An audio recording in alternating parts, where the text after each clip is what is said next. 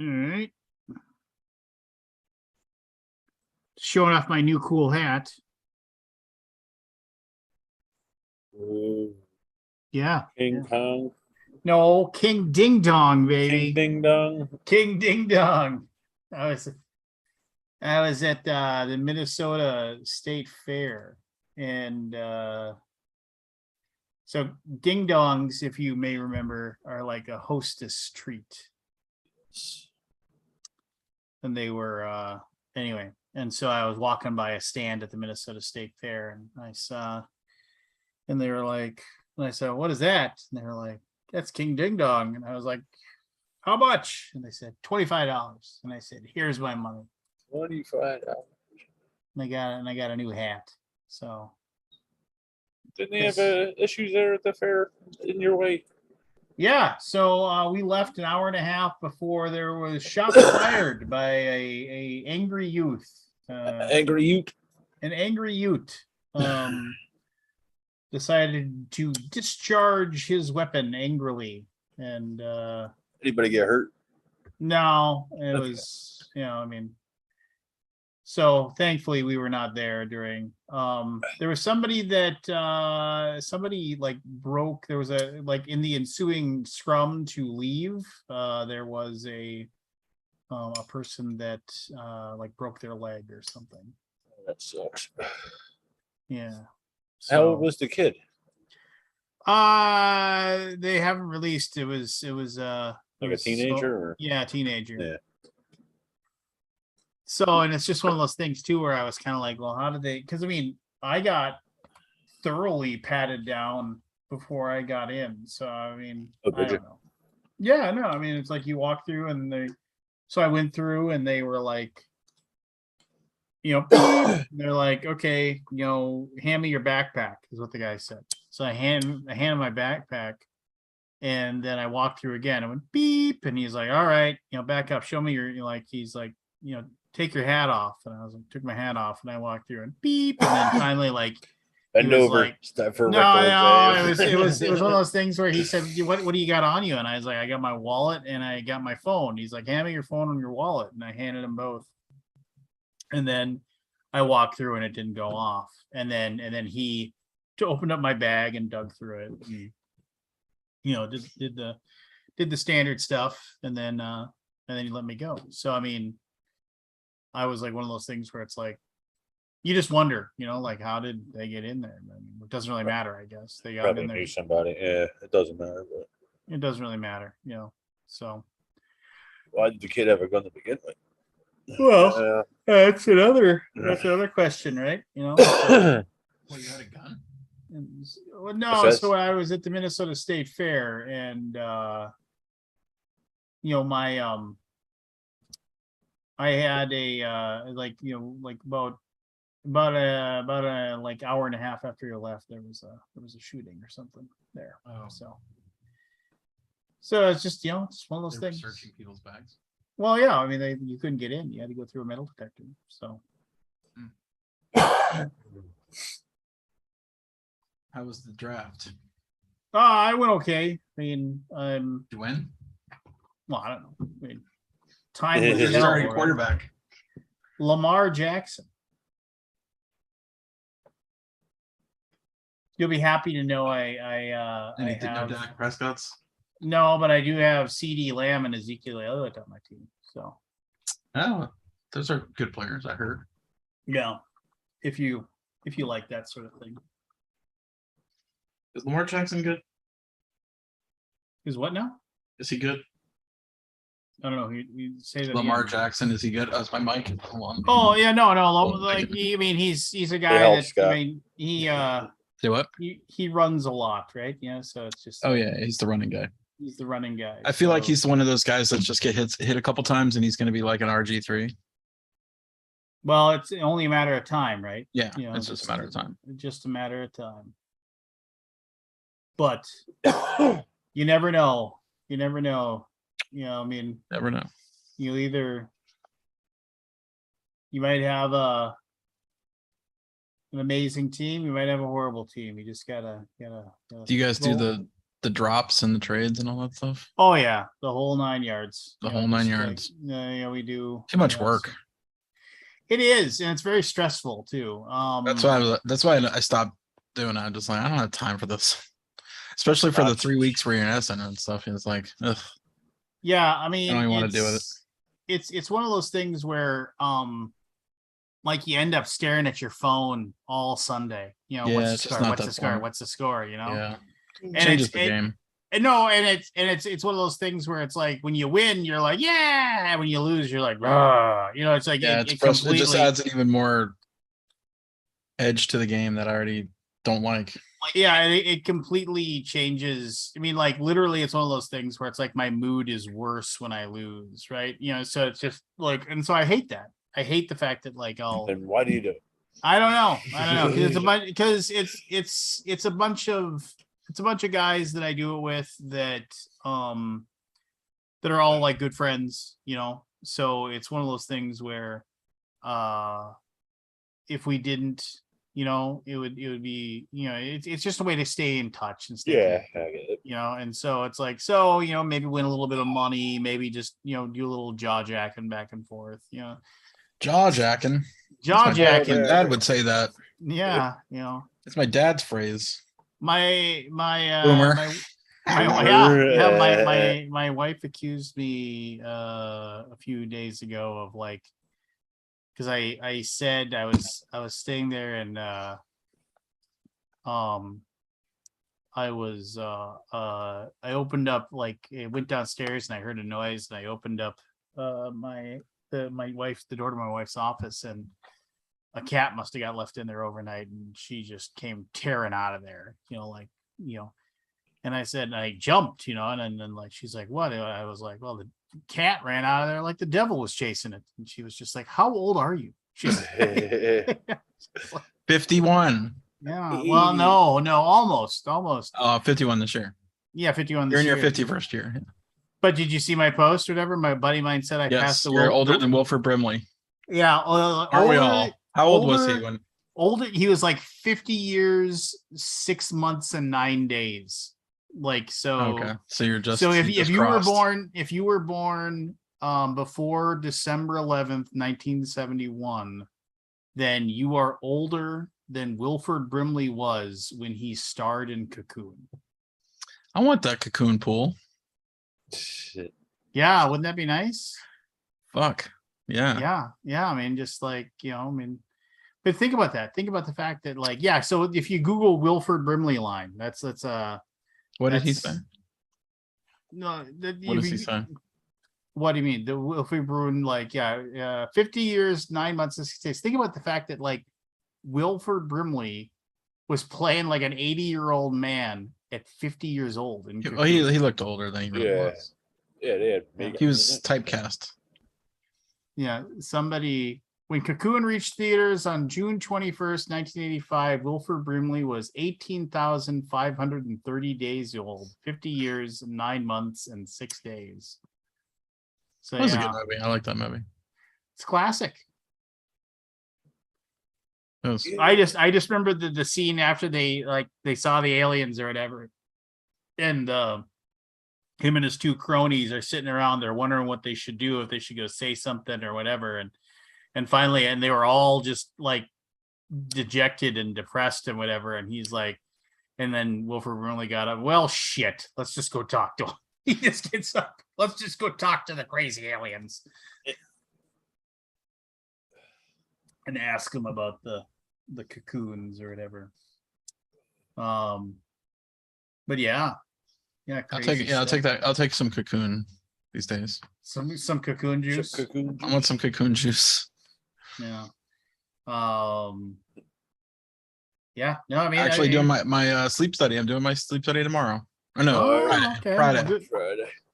Friday. I'm hoping the world will change from Friday. Well, it'll have to be the week after that, of course. I do the testing. Yeah. What, you gotta go to the hospital, Scott, or the? No, it's a take home. Yeah, it's a take home test. Yeah, I gotta study and take it home. I gotta go learn how to use the device, whatever they're gonna give me. I guess it's a brainwave thing. Jim Felly. brainwave thing? I don't know. What do they do? They scan your brainwaves, measure your heart rate. I don't know. Anybody ever done it? Have you guys done any of those things? I have. I have not. No. Yeah. Yeah, no, I mean it's just they measure all that stuff. Hey Jim. The big thing is they test to see how many times like you wake up and without really waking up, you know, like whether or not you're able to actually get into REM sleep and actually get your rest and what have you. I thought you said you're going to be in bed, old timer. And now all of a sudden here you are.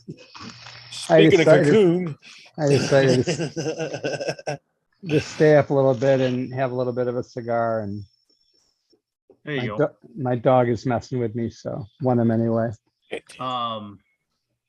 Yeah, no, we were talking about the fact that if you that Wilford Brimley was 50 years 6 months and 9 days old when Cocoon came out. So when you passed that, you passed the what year did that come out?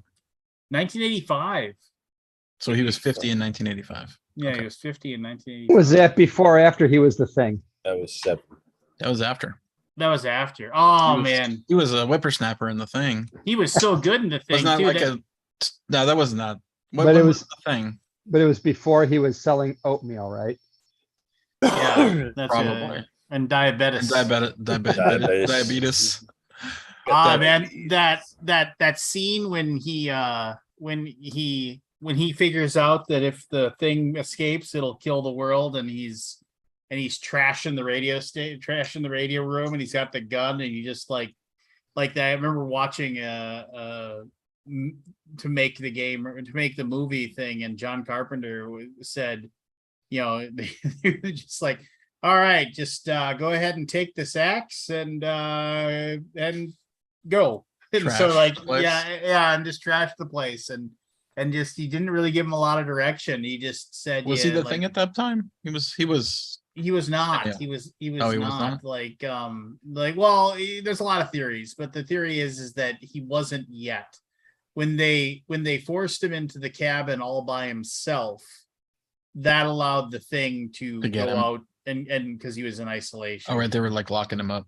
Yeah, and so and then they went there, and then that was when they go there, and he's got the noose hanging from the Thing, and he said, I wanna come back and be with you guys. I wanna, you know, it's like I'm lonely. It's cold. I want to come back inside. Yeah, I want to come back inside. You know, and he's sitting there, and it's cold out here. I want to come. That was when he had gotten switched, and he was over. And that was when later they go in there and they see that he's building the flying saucer and stuff. What a great movie! I mean, the Thing is just an excellent movie. Was the remake any good? It wasn't really a remake. It was a sequel, right? It was the Norwegian story. It was the prequel, right? It wasn't good, right? It was all right. It was all right. Even though I like that actress. It was all right, and it explained a few things, right? It explained like what they found in the Norwegian at the Norwegian site. They explained some, like the guy who they find the guy who obviously killed himself and his blood froze. You know, like they explained like why that guy did it, you know, because he was trapped in the room basically with the Thing and he didn't want to get taken over. Yeah, no, I have to just watch it. Yeah, I mean, it's just like, yeah, there's on streaming. It was on streaming. Yeah, it was not that long ago. It might still be. Yeah, justwatch.com. That'll tell you, baby. Here's my new hat. King Ding Dong. Ding Dong. King Ding Dong, baby. Yeah, Ding Dong. No, I mean, like the movie. No, the EuroQuest movie, Eurovision, or I think it's Eurovision, EuroQuest. I don't know. I don't know. It's great. It's a great movie. You should watch it. So, I mean, and this is rehashing stuff. This is rehashing stuff that we've already talked about many times over. But the coolest thing about the Thing is that if you spoke Norwegian, you'd know the whole plot of the movie before anybody else.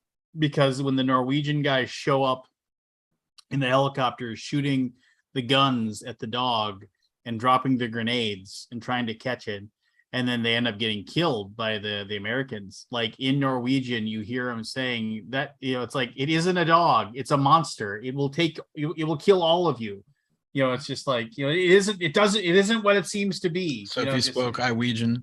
If you spoke Norwegian, you'd know exactly what they're saying. Yeah. Yeah, but Norwegian. And now in today's movies, you would expect subtitles for that when someone speaks a foreign language. So that would totally ruin it. How was your Gen Con, Jim?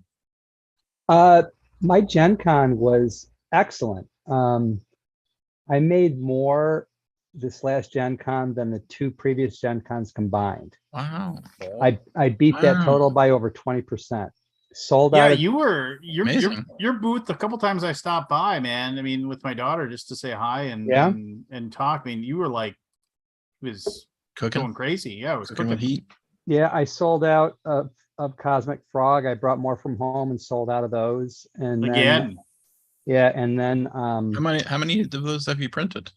So far about 4,000, and I've got another shipment of 3,000 that's going to be coming in a couple of months. So you're sitting on a gold mine, Trebek. What do you mean? You finally got there, man. You finally got there. Only took you 40 years to get there. Have you had any overnight success? Have you had any localization offers from Europe and stuff? Yeah, I had some guys from Spain wanted to talk about Spanish language rights, and a guy from Yellow approached me about French language rights for Mary King. I did have about 4 months ago a Japanese company was interested in Japanese language rights for Cosmic Frog, but I was just gonna say that game just screams. I mean, I don't know if you've ever played in Japan. Well, they backed out after they found out what the production costs were. That sucks. I could see not enough squeeze for the juice for the squeeze. Probably. But right now, there's on Twitter, I'm seeing these guys making their own Japanese text for the cards and putting them on the cards and stuff like that. And so it's really fun to see. They want to play it. Yeah. And then I sold out of almost all of Mary King. I think I had 6 copies left when I walked out. So that was great.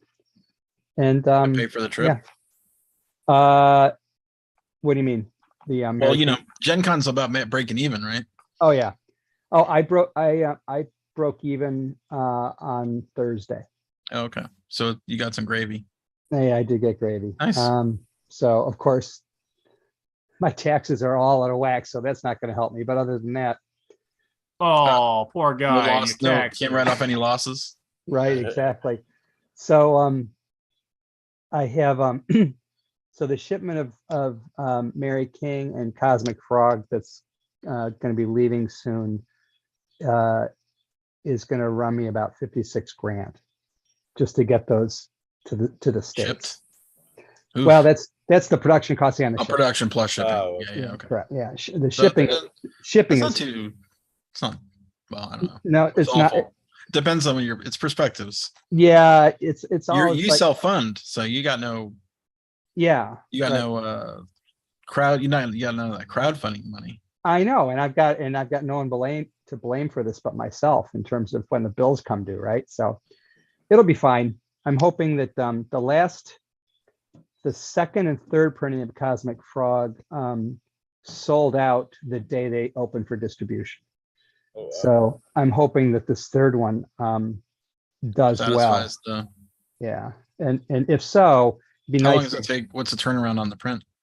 It's really fast. It's just a matter of timing. Okay, and then the shipping, obviously.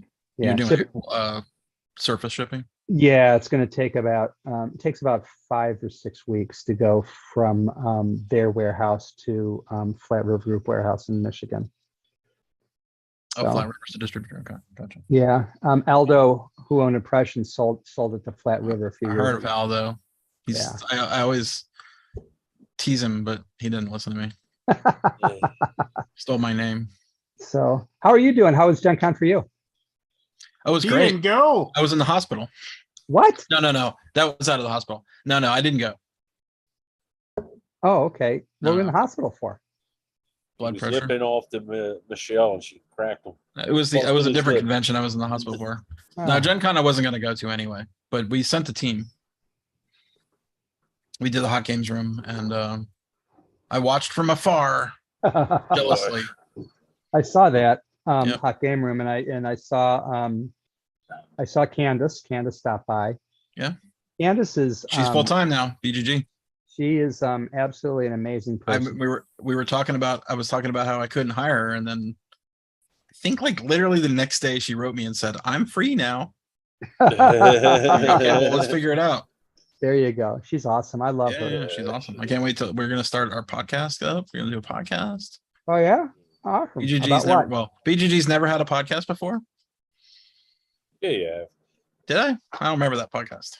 Nobody does, but it wasn't called BGG. It was called something else. Oh, okay. This would be the Board Game Geek podcast. Yeah. So, yeah, it's good to have her on.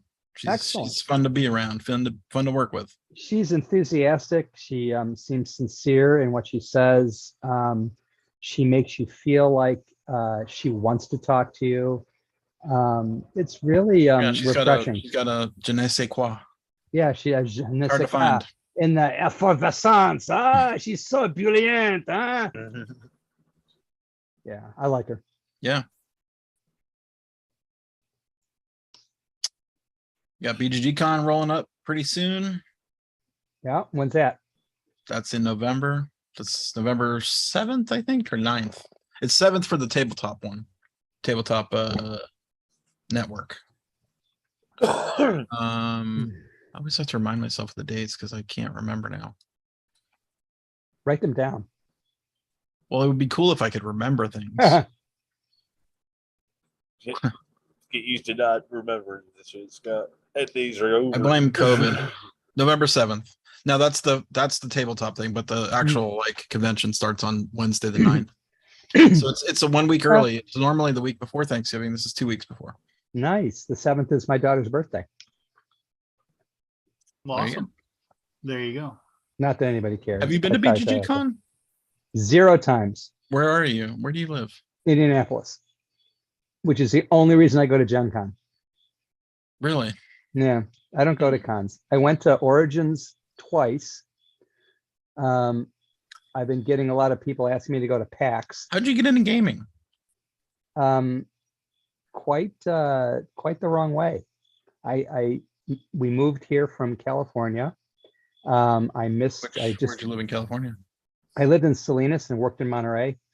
I was a professor at the Naval Postgraduate School.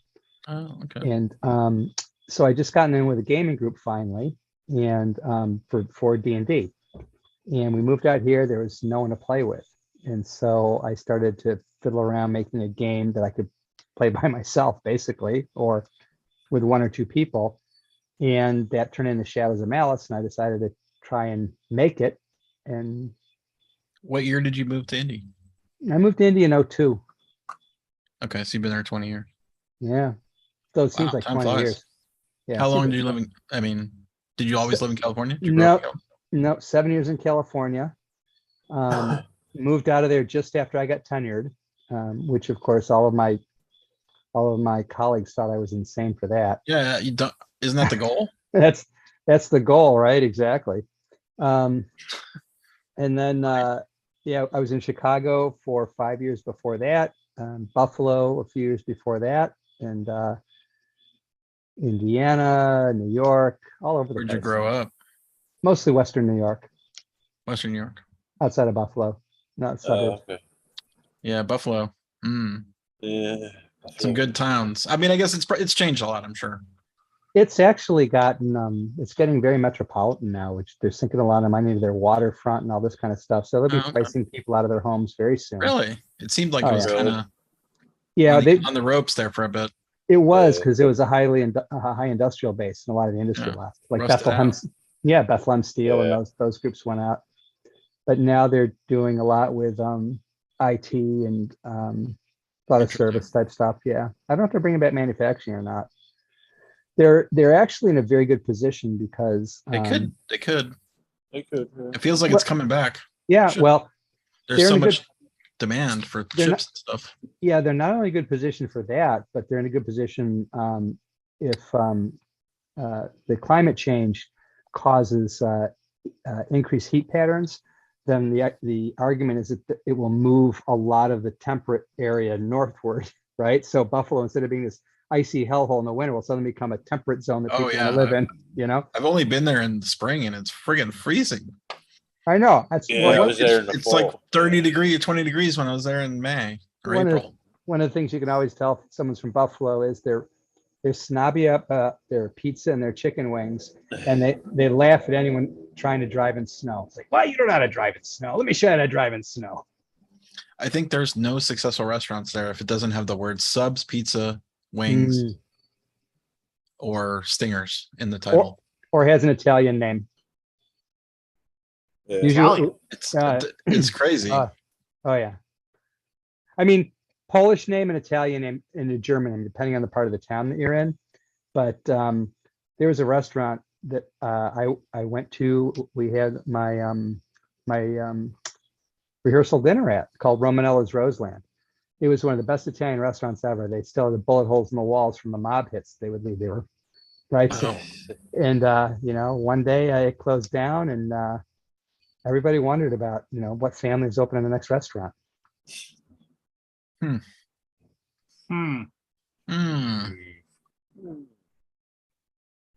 Interesting if true. Well, interesting story there, Jim.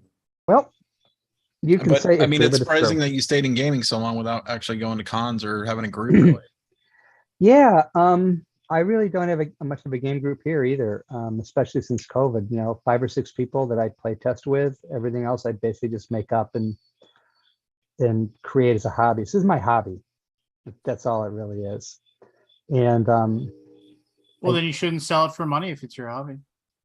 Well, okay. Hobby can pay for itself. It should be, if it's your passion, it should just be. No, I'm just being a jackass. Yeah, you're good at that. Yeah, well, thank you. I appreciate that. No, I'm sick of people. So well, me too. It's funny because I get these people always coming to tell me how I run my business wrong and how I can make all this money and how I can do this, and I listen to them and politely shoo them away, and and I'm thinking, I've got a master's in business, a master's in math, and a PhD in management science and operations research. I know how to run a fucking business. I don't want to run the kind of business that you want me to fucking run. Just leave me alone. Yeah. If you want to buy my stuff, buy it. If I break even, I'm happy. If not, I'll take the loss on my taxes. I don't fucking care. But these people who think they have to tell you how to, it's like, go do it yourself. I'm perfectly happy to support you. Do it yourself. I'll buy your game. And I'm sorry. That's my your grievance. My soapbox. My grievance. It's my grievance. Thank you. There you go, Jim. I feel like isn't it fun to have a grievance? It's a good grievance, Jim. Thank you. I feel like I have a grievance, but I can't remember what it was. They probably can't even take a joke, Barry, so they need to be double fucked. Yeah, that's true. Sky, you guys start writing shit down, man. I know. I should just start write things down. It's a habit for me from the trains because I've been busy. It's been a pretty busy week. So Barry, I haven't seen you in a while. Your beard is looking much more well kempt than the last time I saw it. Yeah, Jen's got me on a different conditioner. She switched my conditioner. And the shampoo. And you'll tell 2 friends, and they'll tell 2 friends, and so. Oh yes, I remember that one. I want to cut it off, but she says I don't like your face. Ah. A good friend of mine. She's honest. A good friend of mine. Oh, go ahead. She only saw me shaved once. I had to, with the trains, I had to wear a respirator, so I had to shave it off. But she only seen me without facial hair that one time for like 2 months until I was done that. And that was enough for her, huh? Yeah. Any other time it was a goatee or the beard, or not this long, a short, proud beard. I have a good friend who's got a beard about your length right now. And everyone is saying to his wife, when are you going to get him to split it and braid it into these 2, not long enough yet. I want Lance to do that. Yeah, because this guy's a Danish descent. Mine doesn't really braid well. I mean, it just. Did you see the documentary, the board game documentary that we made? One of the designers has a braided beard. He's one of the main characters in the documentary. When did you make the documentary? Well, it's been a few years now. It's free on YouTube. You can go watch it. It's called The Game Designers. Matt Leacock is one of the mains. Yeah. I guess drawing a blank on the names. My memory is terrible. I cannot remember. But yeah, there's 5. I produced it. I did not film it. I was just a producer. You're the Mr. Moneybags. I was the money man. The money man. Although the guy who did it really did his own producing. I mean, he put his life into it for many years, and it showed. I mean, it's a good documentary. I'm proud of it. I enjoyed it. It just, it doesn't have that. It's missing something, but I don't know what. It's a great story. The je ne sais quoi. Well, a documentary, like sometimes they just hit you, right? Like the King of Kong, like that's a cool documentary. Yeah, it is. Did you ever watch that one? Yeah. King of Kong. And that guy has come out now. I mean, it's revealed that like he's just been a giant cheater. Like Oh yeah, he's exposed as a cheater now. Yeah. So allegedly. Well, no, I mean like. Oh, he's not for real. I don't know. For real. They stripped him of all of his awards, and his. But it's just a great story. And I don't know if they set out for that story. It just emerged from things emerge, right? Like you always have to look for a story in the documentary.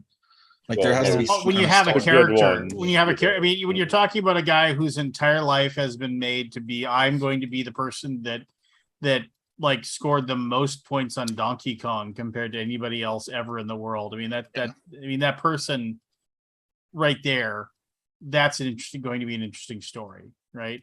Just because it's going to be one of those things where there's something wrong with that guy to begin with.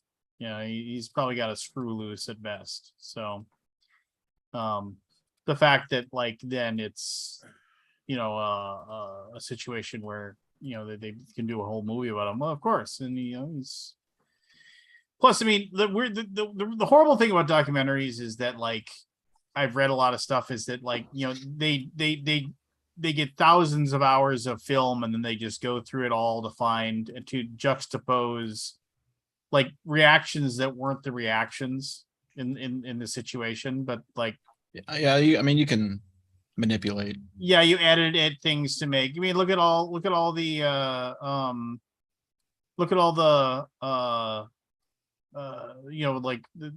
I can't even talk the reality TV. I mean, all those people are just they wait till they get somebody who's got a frowny 20 face hours a day, and then they eventually get something.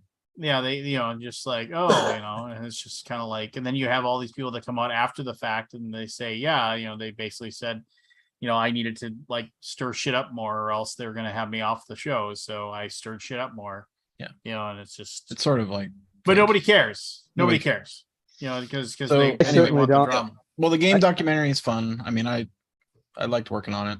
Yeah, I didn't do a lot of the work. I mean, I did a lot of the criticism. I provided my critique for I watched it many times. But there's only so much you can do. The hell?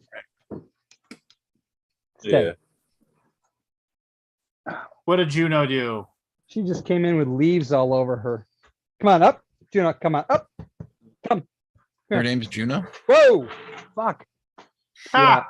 Down, Juno. Down. You probably can't see the black dog. No. Blending into the background there. Yeah, she's about 125 pounds. Loki is the much more behaved of the two. Juno's just an asshole, but I love her. What is she, Jim? They're newfies. Yeah. All right, my favorite documentary was Zelig. That wasn't a documentary, was it? It was a fake documentary. Fake documentary. It's a good fake documentary though. It's a mockumentary, right? Like Spinal Tap. Yeah, I liked it. Or those people, they made a lot of those. The Best in Show. You ever see that? Best in I have Show not. I've heard it's excellent. Oh yeah. Well, this is Spinal Tap. This guy made sense of Spinal Tap. Yep. Yeah. That's awesome. They did that. And then what was it? A Mighty Wind. Yeah, Christopher Guest. Mighty Wind, and then what was the other one that they had too? Trying to recall. But yeah, good shows. So speaking of shows, Have you guys yet seen any bits of Rings of Power or Sandman? I have watched some of both. Yeah, I watched both of the episodes of Rings of Power. yeah, and I seen all Sandman. I'm very Except the happy last with it. I episode. think it's great. Yeah, I saw the looks first. Amazing. It looks like ridiculously good. I've only seen the first one so far, and I thought it was quite interesting. I don't know how I feel about my only problem, and this is just me personally, is that the guy who plays Elrond looks too much like Neil Patrick Harris. Yeah, I thought that too, Jim. Does he? He looked At like certain somebody. angles, he does. Yeah, it's like I keep thinking he's gonna say, wait, it's the bro code, you know? Have you seen this? Have you watched the second episode? Not yet. Oh man, there's so much good stuff in this stuff. People are crazy if they don't like this. No, I think they can choose to not like things. Well, to make the decision that you don't like something after 2 episodes is just, I mean, it's a $500 million show. Like, give it a minute. Well, the other thing Like, is you're not going to get the best stuff at the beginning. Come on. well, the other thing is Yeah. people who choose to dislike something, I think are just fucked up. You can dislike something, but you don't just say, I'm going to dislike this. No, that's not. Yeah, and share your opinions to everybody else. Yeah. There's always somebody who read what was it, a novella this is based off of? You know. Well, it's based off the Silmarillion, but it's not doing the Silmarillion justice. So I'll just say that, at least right now. Yeah, but I'm not talking about actors' skin color or anything like that. Oh my God. They totally dug into Sandman for that bullshit too. Right? It's like, I mean, well, people got to be angry, you know? Oh, no, they don't. They just want to be for some reason. Well, I'm pretty happy with House of the Dragon. Haven't seen it. I haven't seen any of the third Game of episode. Thrones. Rocked it. I've seen none of it. I've seen none of Game of Thrones. That's totally alien to me. Game of Thrones is totally worth watching if you like medieval political intrigue. With a little touch of magic. Not like it's not crazy magic in that show. It's just a touch. I'm okay with that stuff. Yes, I am not a huge fan of a lot of violence. Yeah, I can understand. There's like some gratuitous violence in those shows, but I like the violence more implied.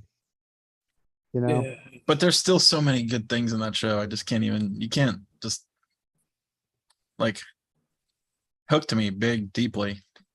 I think the only reason I would watch that show is because I really am a fan of Peter Dinklage. You should watch that show then. He's amazing. You should watch Game of Thrones, yeah. Yeah, it's so good.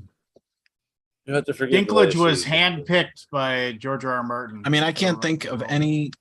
So everybody hates that final whatever. Final episode. I just think it was. We'll say the final 3 episodes. Yeah, I thought it was perfectly fine. Perfectly fine. It was okay. But I would not say it was perfectly fine. I know, because you're like Uber fan, but whatever. Like, it doesn't matter. Oh wow, your it doesn't matter. Uber fans don't matter. Uber fans don't matter. Well, you don't matter. How does that feel? Well, are you going to throw away the 60 episodes or how many I had for 3? If I must. Yes, he will. Damn it! Burn it all to hell. Doesn't make Burn sense. it all. Burn it to the ground. There's so many good things in the show. Yeah. I'll say this: like the first 3 seasons of Game of Thrones were pretty masterful. You know, they did a really good job. You liked them all. You know, it's kind of like how Lost just got horrible as it went on. I think the final season there was just too much build up. For what, Game of Thrones, Scott? Well, nobody knew what the final season was going to be, right? So you have this huge expectation. Can only disappoint, and that's true. Yeah. I was not disappointed personally. I really don't feel not like Lost. I don't feel disappointed like that. Well, you should. So it was totally fine for me. So I just got into this TV show. I never heard of it before. A friend of mine was watching it and said I might like it. Have you heard of a show called Good Morning Call? Morning Call? Good Morning Call. Good morning, and then CALL, like a good, like a good morning phone call. Right. No. So What's up, Rich? it is, if you looked at like the Japanese anime of Japanese high school students and the uneasy relationships and all that kind of stuff, it's basically that is live action, and it is just delightful. I've seen the first 2 episodes as they're getting into the character development, and some of the camera work they use, like when a person's eyes like dart to something, make a little ping noise or something like that, you know, he's in the little the way Those real life anime. Yeah, it's exactly it. And I was really surprised at how Is it in endearing it was. English? No, it's in Japanese with subtitles. Okay. Yeah, and it's on Netflix. It's on Netflix. There's a lot of foreign stuff on Netflix. Yeah. I'm enjoying that. I really enjoyed Ragnarok. Yeah, that was a good show series. Although I was disgusted completely by the Midgard serpent, but I fucking love the Giants. They did a great job with the Giants. Yeah. Cool. Have you seen it? No. So essentially it's a Norwegian show with English subtitles, and it's modern day, and it basically says, you know, the basic conceit is that these spirits of the old Norse gods and the giants never died, and the spirits of the Norse gods are coming back in people and being reinvigorated for another Ragnarok. And the way they draw parallels to the old stories and play it out in modern times is masterful. Yeah. So it's a true story. I heard it. Yeah, my game group likes it. It's got like a real Thor in there, right? Or like they're like it's like Thor and Loki and all that stuff. Yeah, there's Thor. Well, but the Giants are really fucking cool. They're not giant, right? But they're just fucking cool. That's all I can say. And yeah, they've got and by the end of season 2, you've got Odin showing up, and Freya and Tyr, and yeah, so it's they just did a really, really interesting job. I'm really enjoying it. Nice. One season more and then it's over. I've been watching more TV than I have in a while with the 2 with the dragon and the Rings of Power. Yeah. I'm looking forward to Rings of Power again. I'm looking forward to finishing Sandman. We're only up to episode 6. Oh, I need to watch Sandman for Kabuki. 6. Otherwise, it's not going to get renewed, right? Got to watch it for a certain date. Yeah. I think it's a ploy, but yeah. We'll see. I was pretty happy with the Better Call Saul ending too. Don't say anything. Just to be clear, I'm not going to say anything. I'm just saying I was happy with the ending. My son loves that show so much, and he's the same way you are. He said he thought it was masterful. It's a perfect show. Perfect show. Have you seen the show called oh fuck, what's it called? Baka. No, I never heard that one. Undone. Undone? Undone. It's on Prime. It's rotoscoped. And Bob Odenkirk is one of the main characters in it. Okay. And the dialogue, the expressions, the story are amazing. The whole first part of the show, you don't know whether it's this mental illness in the family. You don't know whether the main character is schizophrenic or whether she's actually having some kind of contact with her dead father. And Undone? Undone, Undone. There's so much shows now. Like, it's just insane how much there is. Like, where do you start? And most of them are garbage. And a lot of them are. But I got to tell you though, there's probably some gems in there. I usually watch a show like Sandman, for example. I might watch 2 episodes, maybe 3, right? But I never binge watch.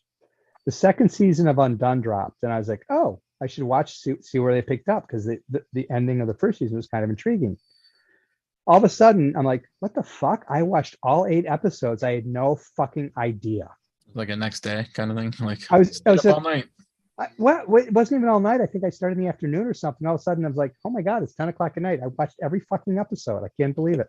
And I was sad because it was over. Oh. Yeah. I quite like She-Hulk. Yeah. It's jolly. It's lighter than air. Yeah. It's lighter than air. It doesn't matter. Like, it's fine. It's fun. There's nothing deep about it so far. Yeah. It's fun. Yeah. I do enjoy this guy, but there was that last episode, there was a couple scenes with the CGI that just like jerked me out of it, you know? Like Go on. When they were I can't walking. see it anyway. My eyes are too blurry. Yeah. I noticed that like we were watching League of Our Own, and I'm looking. It's a series on Prime now, but and I was looking at they were throwing the softballs, and I'm like, they're not real baseballs, or it's. Oh, there was CGI. Yeah, maybe it's just me. I could pick up on this. Is that bingeable or is that a weekly?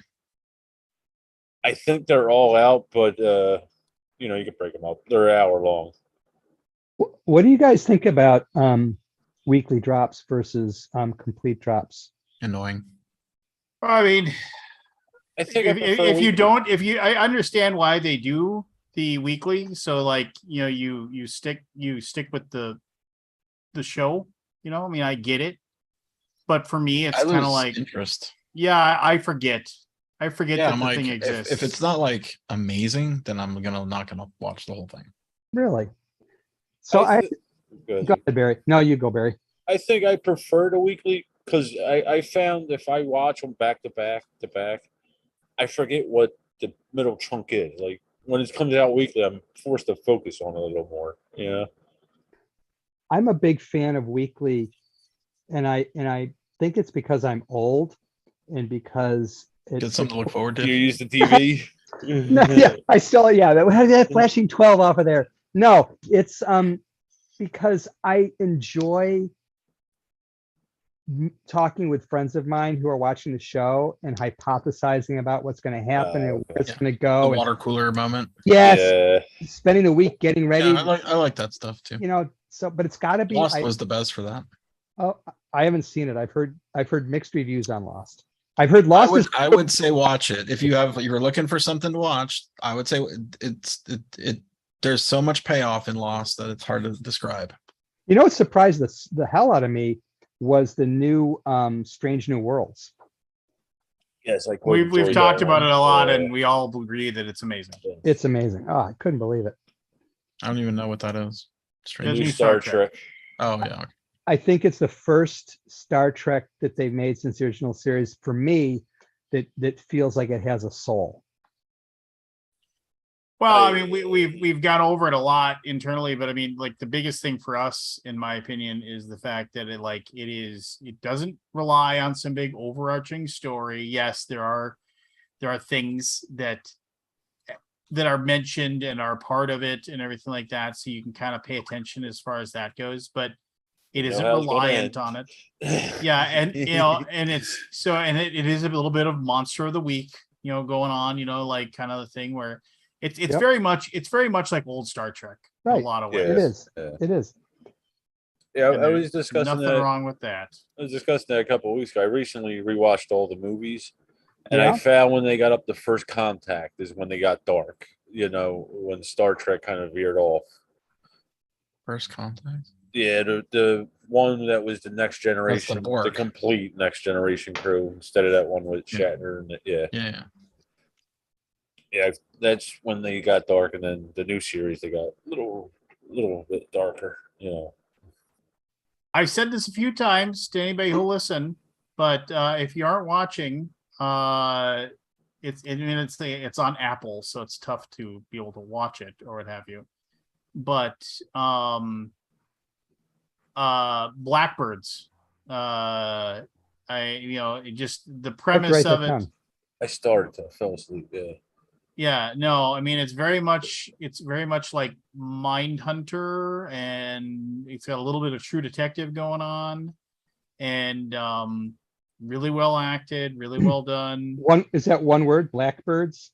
I think it's Black Space Birds, but I mean if you just go to Apple TV and you look for it, The premise is basically there's a guy who was a drug dealer who got caught, and after he got caught, he was sentenced to 10 years. He thought he was just going to serve a couple of years, but it turns out it was like 10 years.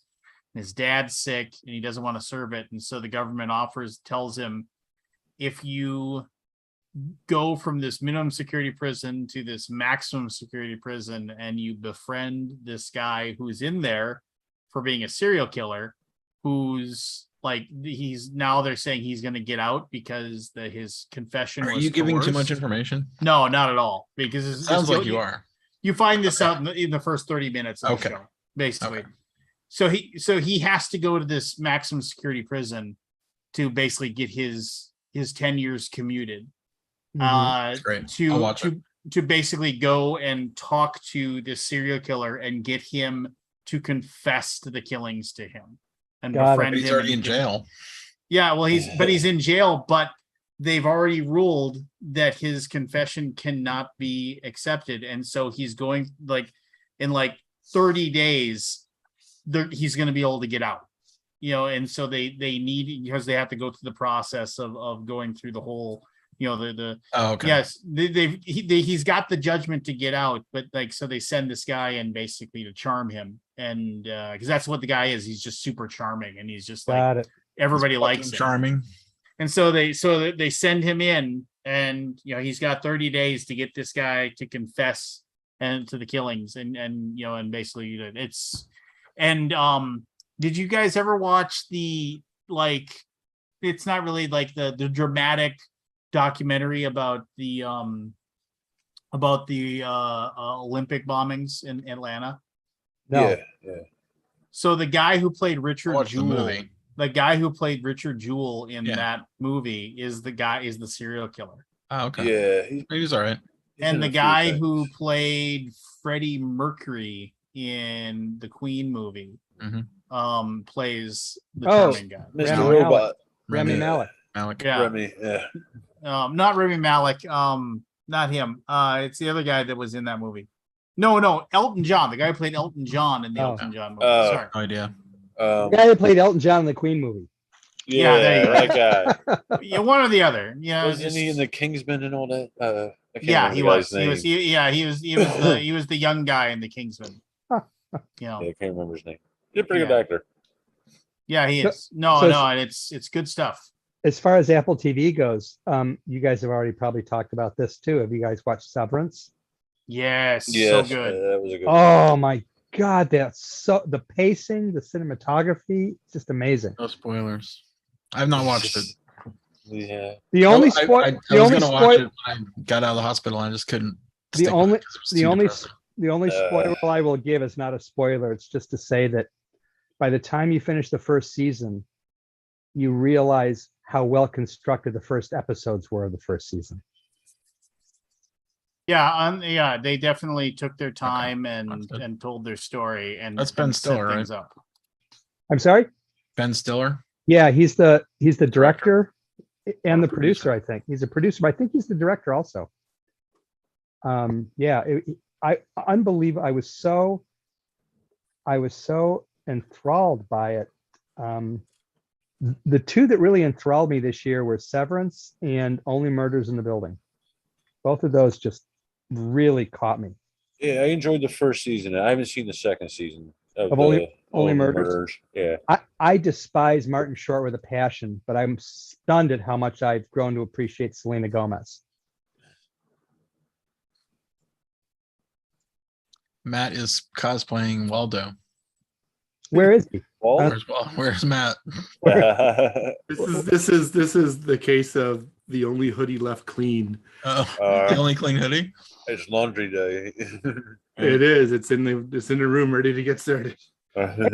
Hey, before I forget, Aldi, what is your email address? Aldi@boardgamegeek.com. That's too fucking easy. I know. Exactly.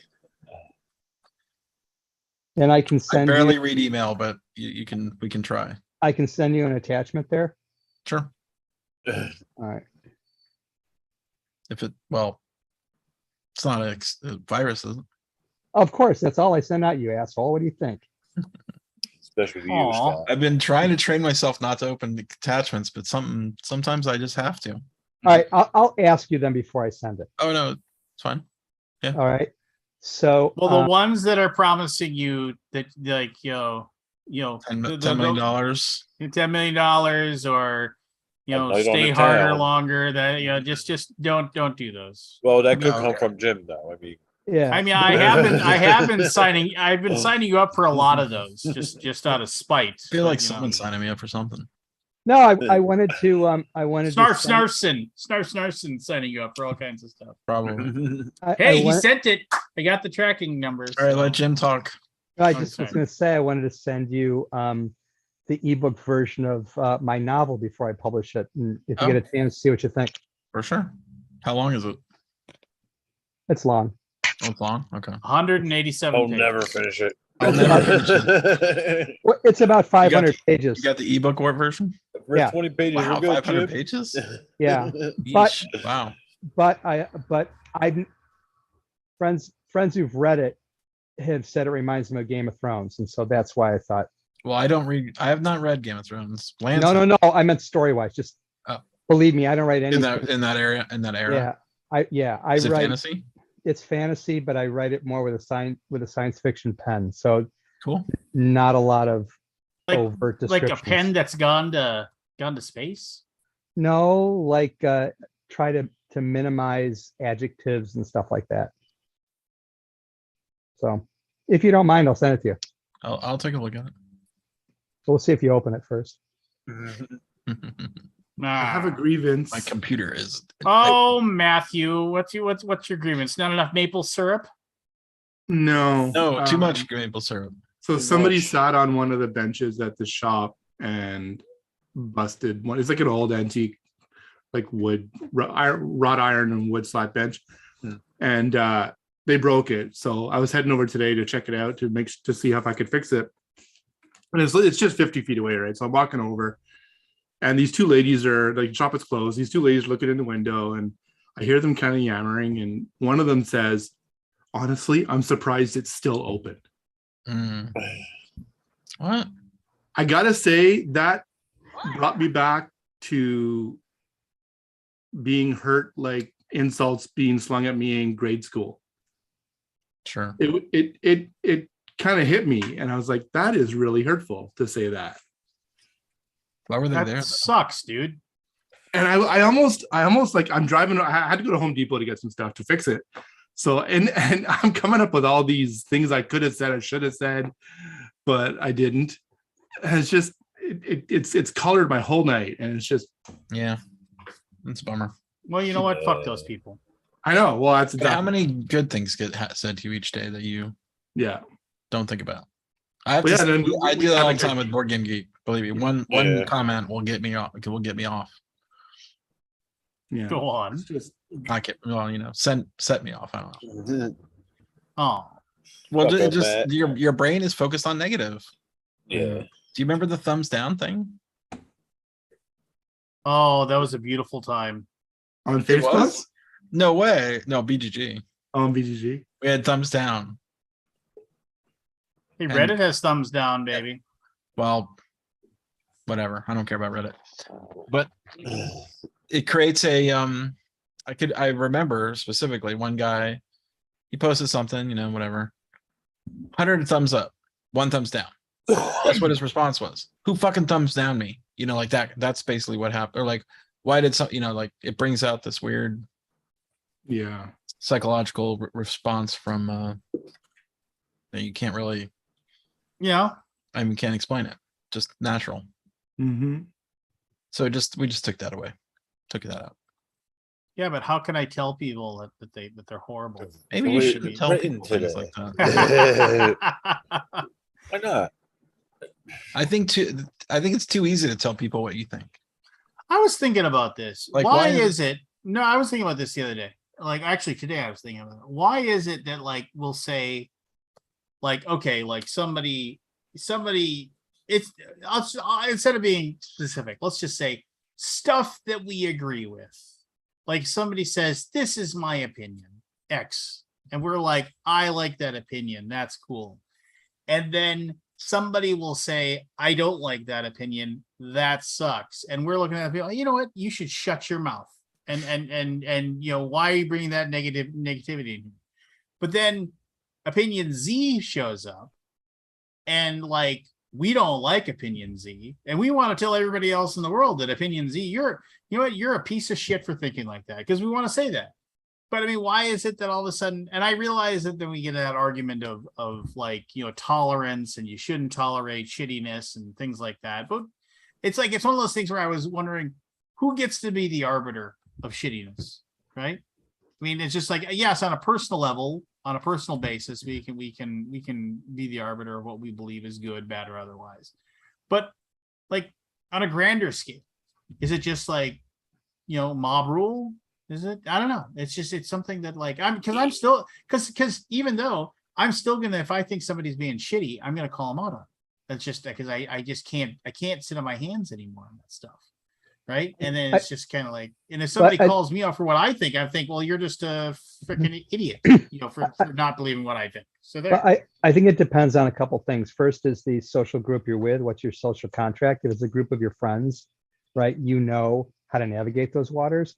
But if someone's saying something shitty to somebody else, and it's clearly that person, basically, if you're saying, look, if you're a decent human being, you go to that person's defense. There's nothing wrong for calling someone out, and we don't do it enough as a society. No, I agree, but it's like, it's weird, right? It's just, it's like one of those things where it's I won't ever not do it. I mean, like, I had a situation the other day where, like, you know, I mean, I saw like a guy working at the stupid coffee shop was like, in his mind, probably joking around with one of his employees, and I was just like, you know, and you know, he was like, oh, having a blonde moment or whatever. And I was just like, dude, that's not nice. And he kind of looked at me like I had a piece of wood growing out of my forehead. And he was like, oh, I was like, no. And I was just like, and he's like, we're just joking around. I was like, you're her boss.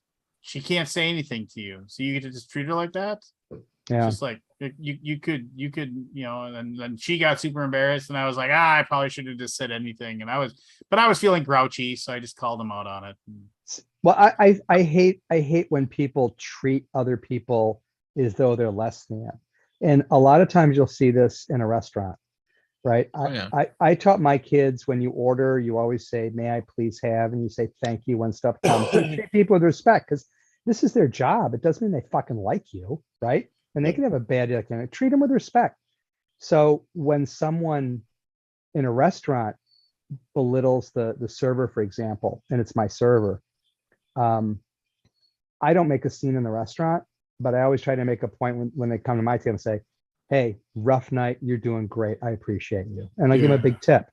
And so even though it's not calling the person out, which I feel like is probably the right thing to do, it's not the socially responsible thing to do in a large group.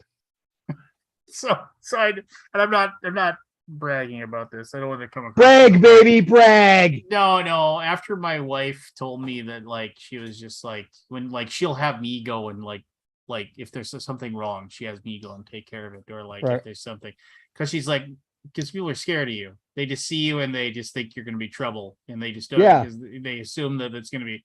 And I never realized that, but then after, like, I realized it, and this is like 2-3 years ago, I've definitely called people out in the wild when they're just being dickheads, and just like, dude, stop being a dick. And then they kind of turn to look, and there's usually that moment where like the complete stranger is like, be like, stranger calling me out, and it's just like, yeah, you're kind of being an a-hole right now, you know, just stop it, you know. And they're like, I think one of the most amazing reactions that I love to witness is, I have some friends who are big burly guys like you, Lance, tattoos, earrings, stuff like that, and other people just assume they're hoodlums. And then when they talk to them, well, besides you, but when they talk to these people, and the person answers with a very respectful and articulate response, they're taken aback, like I didn't think you were a real person. I thought you were just a caricature here for my amusement. Well, usually I think people should be there for our amusements and things like that. No. I mean, I don't know. It's one of those things where people are. I don't know. People piss me off. That's because they're not respectful. An older fella, an older jackass came into the shop the other day. She's always we're trying to hire front of staff, so my wife's working the front counter a lot, and so this older guy comes in and he bought a square out of the display case, and she says that'll be 508 or 510 because we don't have pens, and he plopped a 5 down on the counter, and she says, oh, it's actually 508. And he's like, yeah, take it out of there, and he points to the tip jar, and then he walks out. What a douche. Yeah. Canadians were all nice. Yeah, what happened to No. that? What happened to the They're Minnesota nice, man? Is that what you're Stereotype. saying? What's up with that horrible stabbing thing that happened up in Canada? Oh, in Saskatchewan? Yeah. Yeah, that's what was that? They caught the guy. So some guy Well, stabbed. they didn't they Mass find one of them stabbing. dead or something like that? Honestly, I don't know the full story. And I feel bad that I don't know it, but lots of people were stabbed. I think it was on it was part of the First Nations community. oh. Yeah, just like they killed like 10 people or something and like injured another 30 or 12, something. 18, Jeez. 18 non-fatal. 12 deaths, 18 non-fatal. And then like there were 2 assailants and one of them died or got, I don't know what it was. I mean, it just sounds hideous. Cree Nation. Cree Nation. Yeah, no, I mean it sounds, like I said, it sounds hideous. It's horrific. Yeah, It's Well, on that positive note, yeah. you're welcome, everyone. Thanks, man. I was happy. Yeah. Thanks, man. I did. You son of a bitch. Sorry. I just want to come back inside. It comes full circle. Yeah, no, I gotta watch The Thing again. I haven't seen that in a while. Which one? The Thing, the original The Thing, Oh, The John Thing. Carpenter. I thought you were like saying the thing because you couldn't remember the thing I we were heard talking about. Yeah, what's that thing? Yeah, that The thing. thing. But I speaking heard- of Severance, that was a really good show. Oh, excellent. I heard there's grumbles of a remake, Lance. Have you seen The Bear? I've heard it's outstanding. I haven't watched it yet. If you've ever worked in a restaurant or anything like that, it is amazing. Even if you haven't, it's amazing. But it hits home if you've worked in a restaurant because it's so good. That's on the list. Me and Jen. Yeah. You gotta. Yeah, my buddy's a caterer, and he said, "Oh, you have to watch this show." Yeah. I just started watching Zoe's Extraordinary Playlist. Oh, it's excellent. So good. Oh, it's so. How far are you? On second season, Okay. beginning of the first season, I had to have like Kleenex next to me the It whole was fucking so season. tragic. I didn't know they had a second season. Yeah. Oh, you made my night. Hooray. And there's a hooray. Christmas episode too. Oh, if you guys have not seen this, give yourself a treat and watch the first 2 or 3 episodes at least. It is just amazing, and it's so poignant. And I agree with you, Matt. I was sobbing through some of those episodes. Oh yeah. And I'll watch Skylar Aston in anything. I don't know who that is. It's the love interest. Who's the love interest? Who's not the love interest? Her best friend. Got it. The white Got it. dude. Yeah. Got it. And, Got it. And he was in Pitch Perfect, and he's got an amazing voice. And oh yeah, it's such a. And then what's his name? I found out that who's the dad? Peter Gallagher. Yeah. He was in like his high school, not high school. He's a college glee club. So he's on Broadway, musical Broadway. No idea. So he's Wow. Yeah. It's such a fun. I'm so tragically glad there's a second season. Yeah, but it's done. That's it. Have you heard of a show called Maggie? So take that. Take Maggie? No. Yeah. Hang on a second. I'm writing playlist. It's only one season about this girl who is an actual clairvoyant, and it's not real. It's a sitcom rom-com kind of thing, and it's just so cleverly done with the plot twists that keep you guessing and keep you engaged. I was very, very surprised at how much I enjoyed it. The thing that's interesting though is my daughter watched it with me, one of my daughters, and she really liked it, but she said, I don't think they can come up with a second season because timing wise, I catch things late, right? I say, oh, this is a new show. It's like, oh, it's 2019 or something like that, right? So this was, I guess, just before COVID. And so all the COVID changed all the production, and Kate's like, well, now that it's popular, those actors may not be available to do a second season. So it may never get renewed as a consequence of that lag in the jobs. But really, really well done in terms of who are you? How are you living your life for who you are versus the life defined by other people on who they think you should be. Okay, I'm down. A show we just picked up, we just started subscribing to Crave here in Canada. It's just like, so that's how we get HBO and stuff like that in Canada. And I'm really excited to start watching Succession, which I hear amazing things about. Yeah, I saw the first couple seasons and I dropped off of that. I forgot it was back on. Things. Well, didn't that end? No, not Succession. Billions ended. Billions yeah. Did Billions end? I believe it did, yeah. That's another one. I should call it the first couple seasons. I don't know if I remember it ending. It did. Ended? Yeah. Didn't? Okay. Maybe I didn't watch the end of it. Well, I mean, it just did. I mean, it wasn't like it was end of season, end of pure like end over. I must have missed it. So I'm still getting flack from all of my friends for not having yet watched any of the Mandalorian or any of that kind of stuff. Mandalorian's You're not missing anything. Oh, whatever. Unless Billions is on hiatus. I feel like the stories are not that good. It says Billions okay. All the other stuff is garbage. It's on Wrong hiatus. again. Yeah, it says Billions is on hiatus. It's not done. Yeah, I didn't think it was done. Okay. Oh, I can't wait to watch. I guess you could watch Mandalorian, but I guess. Don't do us any favors. Yeah. The Boba Fett, definitely don't watch that. Yeah, definitely. Yeah, don't waste your time. Whatever. It was good, and people just want to. I'm with Scott on that. Stir in the pot. Stir in the pot. I hate Star Wars now. There was a whole I'm episode tired of without it. the I'm main done with it. characters. Jim. You know, I'm tired of Star Wars. I'm tired of Marvel. I am so tired of Star Wars. Yeah, It's become it's just too incestuous. Everyone's related to everybody else. I'm sick of it. One family fucking up the whole world. They cannot get off the Skywalkers. Okay, so Disney is infiltrating way too much. I just updated my Photoshop, and the splash graphic. Mickey Mouse popped in your screen. The splash graphic is fucking Captain Marvel.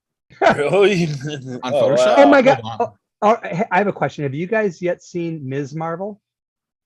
No, I watched some episodes. Of it. I saw the first couple. Oh, I loved it. I just loved it. I loved seeing a Muslim heroine.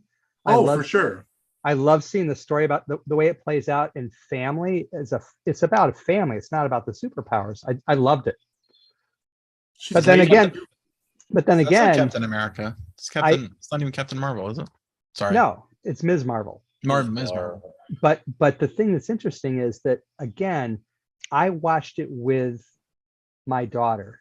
In watching a show with someone, whoever that happens to be, can really change. It's like having a meal in a certain environment, right? Yeah. So had I watched it alone, I might not have had such personal feelings towards it. We went to my friend back when they had like sneak previews for movies. My friend he had this system where he knew when the radio station was going to do it. He was up super early for work anyways, and he would call, and more often than not, he would win tickets to these screenings. So we went to one for the 40-year-old virgin. Yeah. These types of movies, the dick and fart joke movies, I don't usually laugh at if I'm on my own, but surrounded by a whole theater of people busting their gut, it was a contagious for sure. What movie?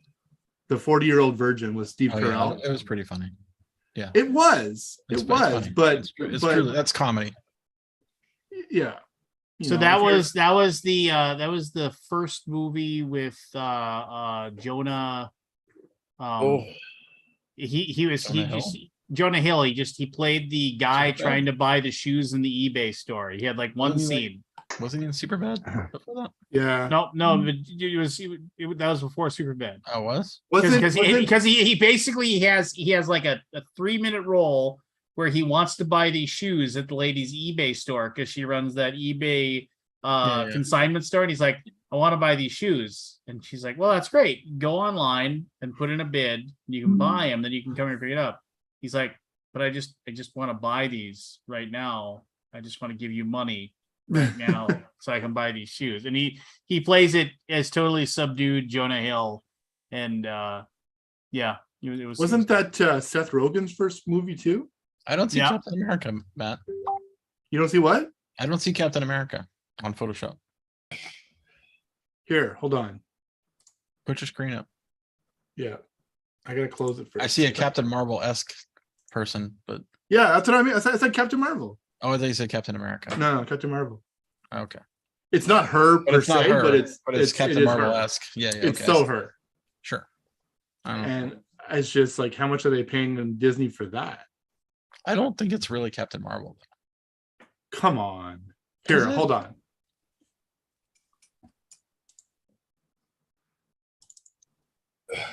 You're so angry.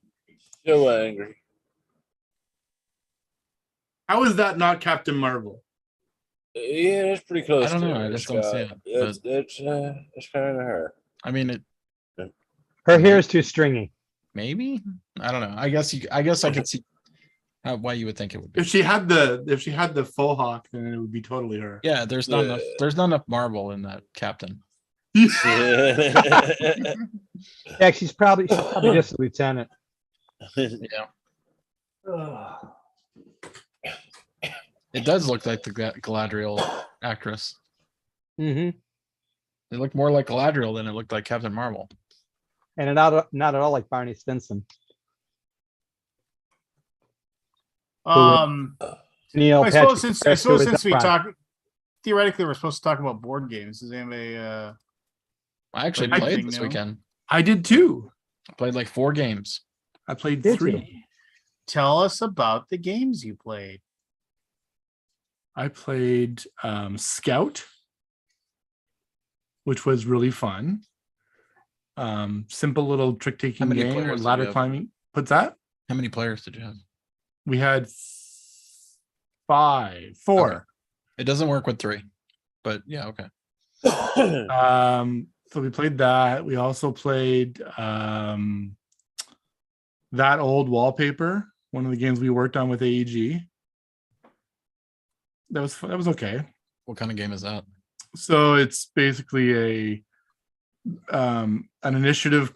You play your initiative card, and then you take a wallpaper card and add it to your matchy tableau of wallpaper patterns, and you get points for matches, and there's some set collection going on in there too. And then we also played, what's the third game we played? I can't remember what it was called. I can't even remember what the third game was. It was really Much good. of an though, right? impression. It's Huh? so good. What an Yeah. impression it made. Don't say it now. What did I play? I played Unmatched, Cobble and Fog. I have yet to Good find game. I played like 3 different versions of Unmatched, and I didn't have fun with any of them. So Why? I don't know. They Because just he's It was late. great. We all loved it. Although it did go on a little too long. It was a 2-on-2, and me and the other guy got knocked out. I'm the Invisible Man, and he was, what was he? I can't remember the other character he was. He was Dr. Jekyll, Mr. Hyde. They're fun. The decks are perfectly themed for the characters. They work like you think they're, they do mechanics like you think that character would do. But then Dracula and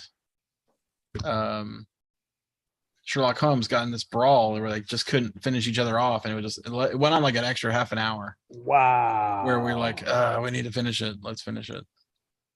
Sounds great. It was fun.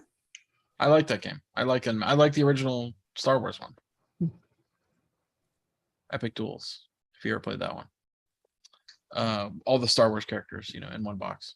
Yeah, I remember that was a Grail game that I got a hold of. Finally. I was very Have you happy. played it? I mean, it's unmatched. Same as Unmatched. I mean, I think Unmatched is better, but well, that's based on the Epic Duel system. It's You get a deck of cards. You get a deck of cards. You play a card. You get like two actions. You play a card, or you move, or you maneuver and draw a card. It's 3 actions total, or you can play an event. Pick 2. That's your turn. Done. Super fast. But it sort of dragged out where Dracula kept regenerating, and just weird. That's a little bit of end game problems. Dracula. And then I botched the teaching of Remember Our Trip and wrecked it for everybody. But But that was only like a half an hour, so I couldn't remember how to. The rule book in that rule book is not good. couldn't even remember the trip. The game is really good when you play it correctly. I did not teach it very well. So I'm like, oh, we missed a rule. Oh yeah, that kind of completely wrecks the game. Sorry guys. They forgave me though. Did you have It's been fun? 2 months since my last game group. And then we played Bad Company, which is awesome. I mean, if you guys have not played Bad Company, it's like Space Base, but you're building a gang. You're building a gang, a heist gang. So you're trying to do heists, and it's like Space Base. You roll the dice and you activate your powers and stuff. And then I played Arcana Rising, which was okay. Oh, you son of a bee! I don't want to criticize it, but it's not my. I wanted more stuff. You know what I mean? Like power. Well, you played That's it wrong. It's fine. I probably did. So I Probably played it wrong. I played 2 games, taught 1 game, and wrote a new game this week. So we played Medium, which I like a lot. You probably all know what that game is. We played Bang for the first time. I've never played that. Oh, Really? that's Yep. a oldie. Yeah. Yeah, I like the dice game. Friend hit. It's interesting how socially inappropriate almost all of it is. But Yeah. it was kind of fun. I taught some friends of mine the Mirroring of Mary King, and I just finished the first draft of a new game that is yet titleless, that has it's a cutesy game where you play young witches who are trying to find recipes to turn frogs back into princes and princesses. So that was my week. What was the name of that one? I don't have a name for it yet. Oh, you're making it. Cutesy Yeah. game. Yeah, but if you ever seen the art of Simone Ferriero, he goes by SIMZ on Twitter. He's at SIMZ or SIMZ art. He does these really adorable drawings of I don't know, 15, 16-year-old witches. And they're just cute kind of things. And my kids love them. And so this is going to be a game which is really sort of it's cute. Cool. Yeah, it's just going to be cute. So it's been a busy week. The other game was Vikings. Like the old school. Vikings? Oh, yeah. The one from Z-Man? Yeah. Originally Rio. Yeah. Is that a good game? I can't remember. I didn't mind it. Yeah, Didn't mind it. Obviously not very memorable, but I can't Yeah, remember. no, I think I but- barely remember it myself. Yeah. What does that even mean? I didn't mind it. Was it It's- offensive? No, I didn't. I wasn't super. Didn't super, no. I gotta play this Lance, again. And I What's- wasn't I'm never gonna play this again. What's So if you- Lance's rating? I didn't hate it. I didn't hate it. I liked it enough to remember the title. No, apparently I didn't. So here's my thing with Arcana Rising. Okay. My right-hand neighbor spent about 10 minutes doing his turn, and I'm doing a million things, and I could do like one thing. So Play that better, was what I was Scott. like, yeah, I did. Yeah, that was my game. That sounds like how I play games with other people. Like I never had enough resources to do what I wanted to do, and Yeah. just couldn't do anything. I'm strategy challenged usually when I play games. And then I watch this guy. He's activating all 92 things of his thing, and he's got piles of goods in front of him, and I'm just like, so what's really interesting is I like board games because I have insufficient manual dexterity and mental alacrity to be able to handle video games and Switch games. Okay. Although I did play a fabulous Switch game. I'm gonna get to that in a minute. But there's this sweet spot in board games where it's nice and slow, so an old guy like me can do it. But then you get to someone who takes 15 minutes on their turn, and I just don't want to play anymore. 30-second roll. I wasn't so mad that he was taking a long time. He was just doing everything. It's an engine builder, right? If you build your engine and you hit the right things, you get a lot of results. And if you don't build your engine and do the right things, you don't do anything in that game. So if you guys get like one thing, he gets like 19 things. I get one. So if you guys have not played it yet and you have a Switch, What Remains of Edith Finch is phenomenal. I heard the guy who published that as a hack. I remember that game.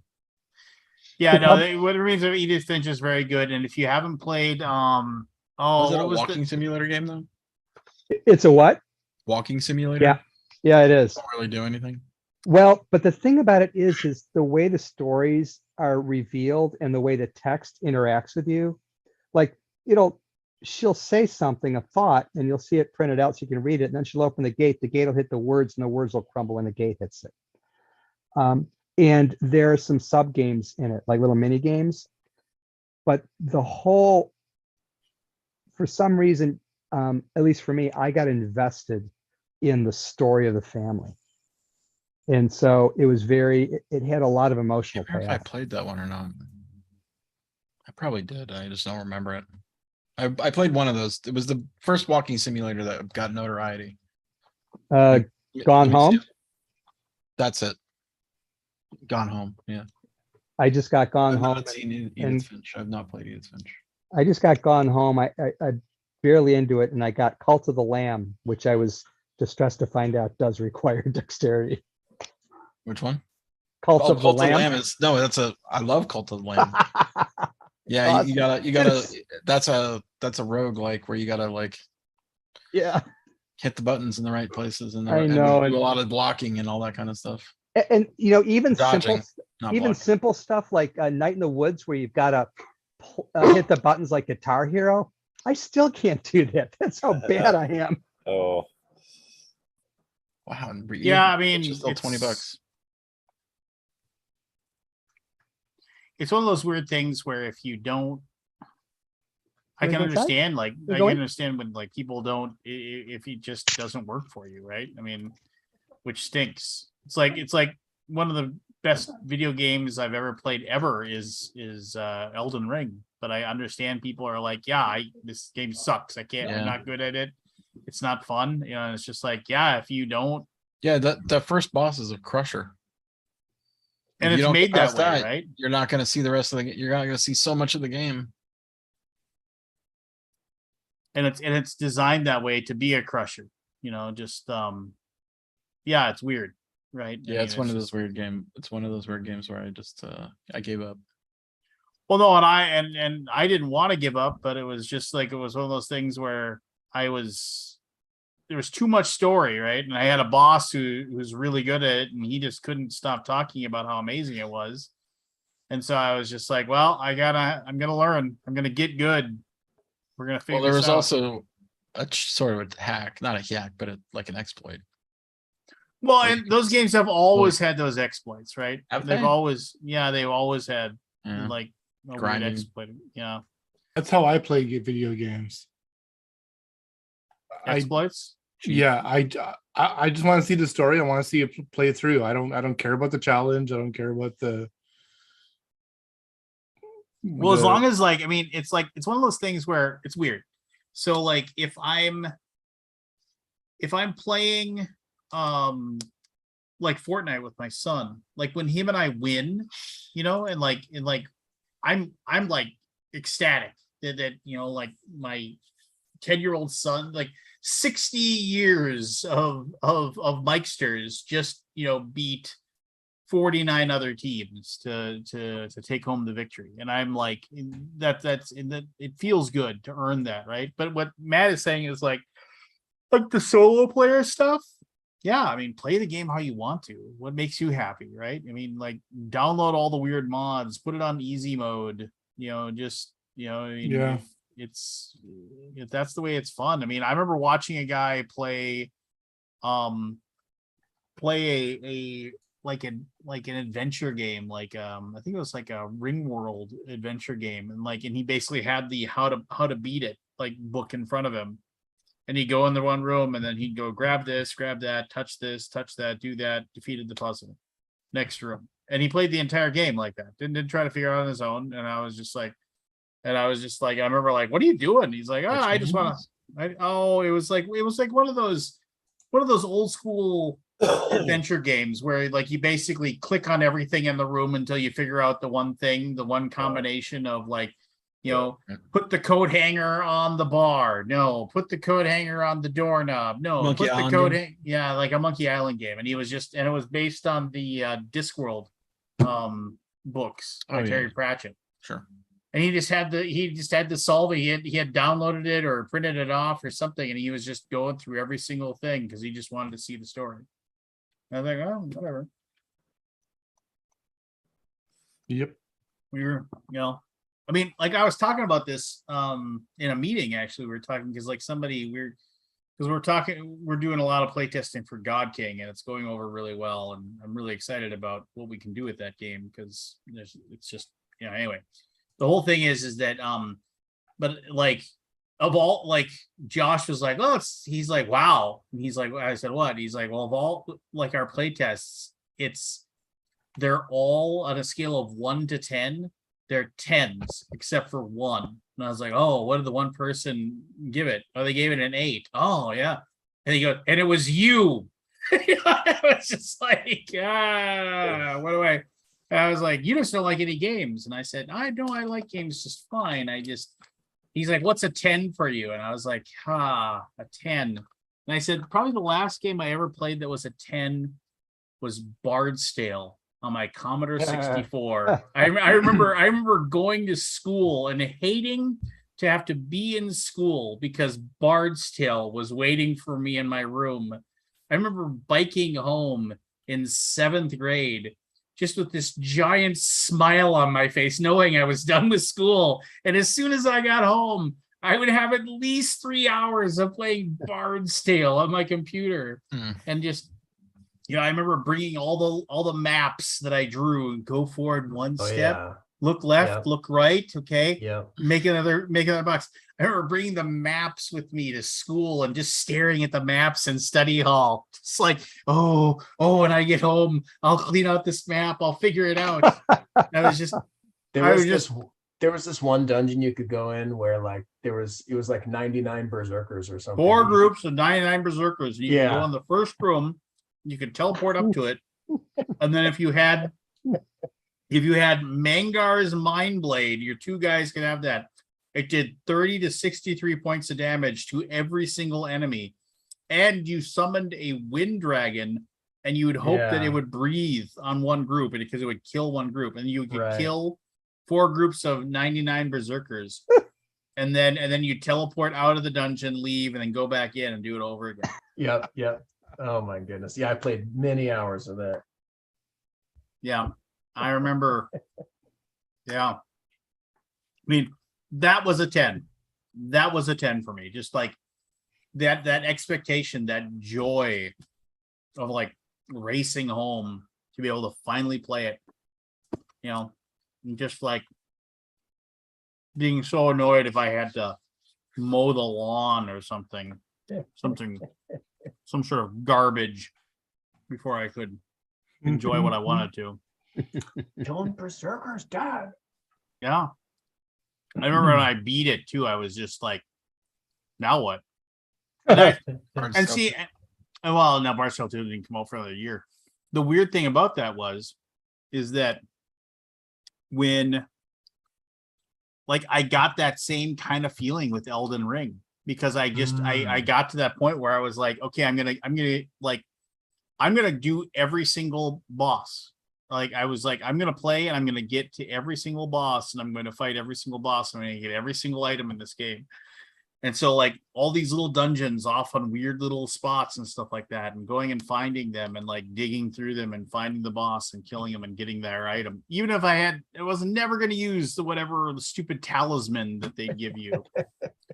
And I remember, I was watching YouTube videos about different builds and how to like do this, that, and the other thing, and then I got done and I was just kind of like, wow, that was great. I beat it. I was like, and I was watching the final screens and I was just like, whoa, this is cool. And then I was totally like, now what? I've been like playing this game so much, and now I just have this like giant Elden Ring sized hole that I don't have anything else to do. So that was depressing. I haven't had a video game like that in a while. Yeah. The video games like that It just that doesn't really hold my got interest me as much. when I was a kid were all the SSI ones. Yes. The D&D Pools of ones. Radiance. Pools of Radiance. Oh yeah. Oh, that was my too. joy.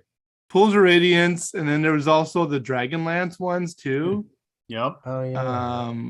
They Do you really. remember the SSI Eye of the Beholder. Well, no, they had that Road War 2000, which was their Mad Max game. That was like a very. I had it for my very, Amiga. Yeah, that was good. That was my jam. I love that game. yeah. I loved and they had those little decoder wheels that you had to figure shit out with. Well, that was their copy protection. Yeah. Right. Yeah. So like if you had that, like if you didn't have the decoder wheel, you couldn't continue on in the game. You know what I mean? That was because there wasn't any sort of, you couldn't protect your games. I mean, just because the ability to copy the discs was, rampant. Do you remember that old game Out of This World? Oh, yeah. Oh my gosh, yes. That was I Talked loved about that game before. That game was so freaking good. They've re-released it. The graphics are no better than they were. But they were pretty good back in the day. They were, but I remember that not knowing anything and no rules describing it, having to figure everything out yourself. Oh yeah. And feeling so amazed when I figured something out. When I finished that game, I was both elated and so disappointed. Mm-hmm. Over. Switch. That's it. Oh. Yeah. We had I had the Famicom, and I had the little disc drive that came with it, and there was this one game that I got on one of my discs, and it was a Star Wars game. But you only had one life, and if you got hit once, you're dead, and that's it. There was no save. Yeah. There was no nothing. It was like merciless. Yeah. It was so deflating. When you die, you're like, well, there's 10 hours. I'll never get back. Ghosts and Goblins or something else? What's that? Oh, Ghosts and Goblins. Talking about Ghosts and Goblins or something else? Where you get to this is a Star Wars game. Oh, the Star Wars game. But I don't know if we ever had that. I can't remember what it was called. Hold on, let me see if I can find it. There was a lot of those Star Wars games. We had Ghosts and Goblins at the movie theater that I worked at. It was the one video game we had, and you could do the resurrection trick. Yes. I don't know if I remember that. So you're naked, you're in your diaper because you've been hit once, and there's time running out. And if you could time it so that I think you hit the tombstone, you can hit the tombstone a bunch of times, and then this apparition would show up and then turn you into a frog, right? I remember that. So if you timed it where you would hit the thing and the apparition showed up, but between it releasing its spell, and between you hitting it and it releasing its spell, the time ran out, you died. It would resurrect your bones, and you were invincible. Ah, I don't know if I ever knew that one. Yeah. so in the old Doom game, they had those cheat codes that you could get, like IDKFA would make Yep. your guy invulnerable. I love plowing through that game with that on. And that's just There's it. one- So that's what people are saying, like Elden Ring needs to have a like people will complain and say, well, why doesn't this just have an easy mode so people can just enjoy it, right? People can just play There's the a lot game of and stuff to see in that game. The graphics are unbelievable. it's just I'll never see half of it though. Is that a roguelike game? no, it is very specific, and it is yeah, I mean, it is. Yeah, I mean, you it's don't do hard. runs. It's a open world kind of thing. You can go and do whatever you just go want. anywhere. Yeah. Nice. It's amazing. It's an amazing game. I just can't dedicate the time it needs. What's the platform? I want to play my keyboard all day. That's all I want to do. You rock star, are you? Different things in my life now. Video games are not part of them. Though I do like playing a good video game every once in a while. It's tough not to Keep trying to, and I just get like my attention span just goes so Yep. quick. Yeah. So quick. That's why I Except love for- playing my main. It's a cult my of the main lamb. ROMs. Your attention span, your 5-minute attention span, and it's done. One of my favorite games to play is Bank Panic. I don't know if anybody remembers that. Never Bag heard of it. panic. Bank Panic, Bank panic. where you're like, it's like an old Western bank. And Oh the yeah. doors that, oh man, I could spend like Which an one hour was that? playing that. I don't remember that one. So it had 3 buttons, and like basically the whole thing is that you as people would come, the door would open up, and if it was people to give you money, you couldn't shoot them, right? You lose a life if you shot them. But then like so you could see in the map these people approaching, like, so basically the idea was the bank was like a circle, and you were standing in the middle. There was like 12 doors, something like that. And so you would spin around. So basically the whole screen was just something that shifted back and forth like this. And at any given time, there were 3 doors, and you had 3 buttons, 1, 2, and 3. They would shoot door 1, 2, or 3. And so as you were sitting there waiting, like you'd have situations where if it was a bank robber, you had to shoot him. And then if there was somebody to give you money, you had to sit there and wait. And they would be just this laborious process of them taking out the sack with the dollar sign on it, and then slowly drop it in front of you, while other people are showing up to try to rob the bank. And so you'd have to go around. Great I game. never saw this game. How funny. Yeah, it was I thought I excellent. saw everything. Well, do you remember, Lance, the one I sent you with it's the game with the big button that you just had to hit it at the right time to shoot something? Gunsmoke, I Yes. think was what it's called. Was it Gunsmoke? I mean, Dragon's Lair was like that. It was just a button. All you had to do was hit it at the right time. But it was like a Laserdisc game. I remember what you were It was talking animated about with- too. Yeah, and I think I sent it you with a link to it. There was someone posted an archive of all those what was that show that did arcade games, right? Where you got to play. You remember that show? You don't. Starcade. Oh yeah. There's a Starcade. The guy who runs Kubla Khan posted up a Starcade, all the episodes. He maintains a website that has all the episodes on it. Oh, yeah. Cool. Huh. Yeah. I Interesting. never even heard of it. Arcade. Yeah, it was a good show. I watched it a lot. But Hmm. Gunsmoke was one that was it Gunsmoke? Something else with a gun, with a bolt, with a big. It just had a button. You just had to hit the button at the right time, and it would do the fakes on you. Like it would you think the girl is gonna run up to you and give you a hug, but she pulls a gun out and you got to shoot her. That kind of thing. But you can't I shoot do early. remember that. I do remember that, and it was It's not Gunsmoke.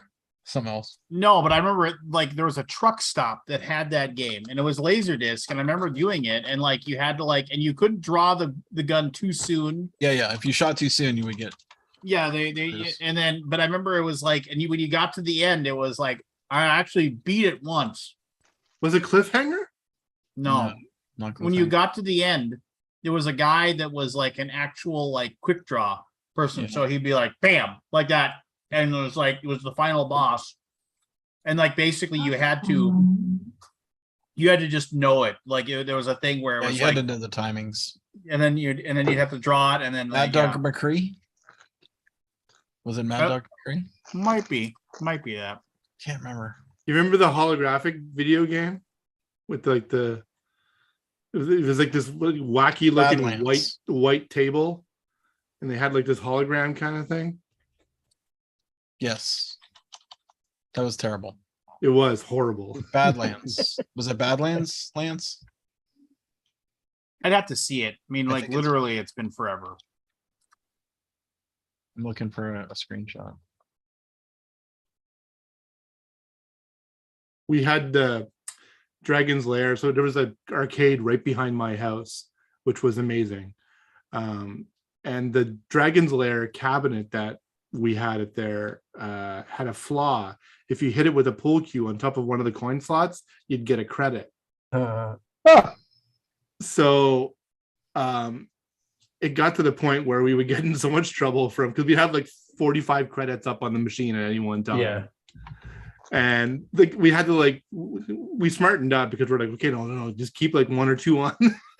That's it. Because the guy would come by like, get out. I know what you're There was doing. a Get Donkey out. Kong machine in my bowling alley, and if you kicked it in the red spot, you get a credit. But you had to kick it real Yeah. fucking hard. Oh You get in trouble. yeah. I used to like those video games that were combination video games and pinball machines. So you'd play pinball until your ball got trapped into this one area, and then you'd switch to the screen up, and there was like a joystick at the top of the pinball Yeah. area. I think there was a Miss Pac-Man like that. There was actually. I remember that Yeah. one.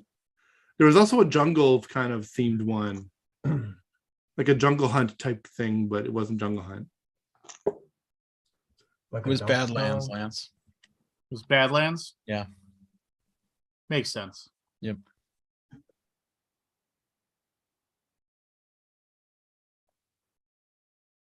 What a quarter eater that would be, though. Yeah. Like literally, if you pushed it 1 second too soon or 1 second too late, you'd be dead Yeah. and you lose a life. Next quarter. But it was just one button. Remember those stand-up games that like I had at pizzerias and stuff where they'd have the lever that you would have to turn, like Wizard of War, and you'd have this one. Basically, it was like a lever, and you just had to move it up, down, left, and right. Yeah, I've heard of that. I got to tell you, That lever was fancy. I sucked so bad at that, and I always walked out with the worst pain in my elbow ever, and couldn't play games for 2 days after that. Call that, see joystick the- elbow. Yes, and I'd see these people walk up, these little, they'd be like so calm and so easy on the move. I'm like, how the fuck do you do that? How come you go, yes, no, yes, no? Pac-Man. One of my- Pac-Man elbow was. Yeah, was a Pac-Man thing. had the same kind of lever I'm talking about. Yeah, it's called a joystick. No, a joystick. Ah! It probably is, but I was thinking of a joystick as something with a button on it, right? Something you. Oh no. One of my favorite games, arcade games of all time, has special joystick type stuff that I have it on MAME, but I can't play it. It's called Frontline, and it's like a military game, and you have this little guy, and he can jump into tanks. So Oh it's yeah, got you would rotate it. yeah, you rotate it, and you could also push it down, right? Yeah. I And forget what that game was called though. yeah, it was called Frontline. I think there was a bunch of those types of games. Right. Yeah. Shush. Hey, Matt, sorry. What was the one where you had it was basically just a dark background with a green wireframe of a tank? Battle Zone. Battle Zone. Yeah, where you're looking through the visor and with the joysticks. Yeah. I love Battle Zone, and I love Star Castle. Which one? The Star Castle. Had the rotating rings you had to shoot your way through. Yeah. You would fly around and you had to take the shield down of the guy in the middle. Mm-hmm. It was a vector game. It was a vector game. They had a Star Wars vector game, or Star Trek vector game, which was pretty awesome. So one of my guys I worked with, he worked for Valve. He retired young. He's been retired for like over 15 years, I think. Since when Half-Life 2 came out, he retired. Wow. So that should tell you how well he did. Wow. He bought a house in Seattle. Wow. He bought a ranch. He had a farm. He had a barn. He turned the barn into an arcade with every game you can think of that you remember. Wow. And I was like, wow, what an amazing thing. He recently packed it all up, sold it all, and moved to Hawaii. Done. Gone. Wow. Years building this arcade. Huh. And he turned it in, it was an arcade, and he had like a diner, like totally decked out, like, the checkerboard floor, and like, I'm like, how did you just Sounds awesome. give that all up and sell it? I guess you just do. Sometimes you just But I mean, you put in years and years of his life into that thing and just gone. Nothing to show for it. Life is nothing but change. Sold every video game. Sold the house, sold the barn, sold all the animals. I can't imagine what a pain in the ass that'd be to sell all that shit. He might have just given it all away, honestly. I don't know if money really mattered to him. Well, yeah, I mean, Hire a I broker. suspect with the Half-Life 2 money, you could just fuck off to Hawaii.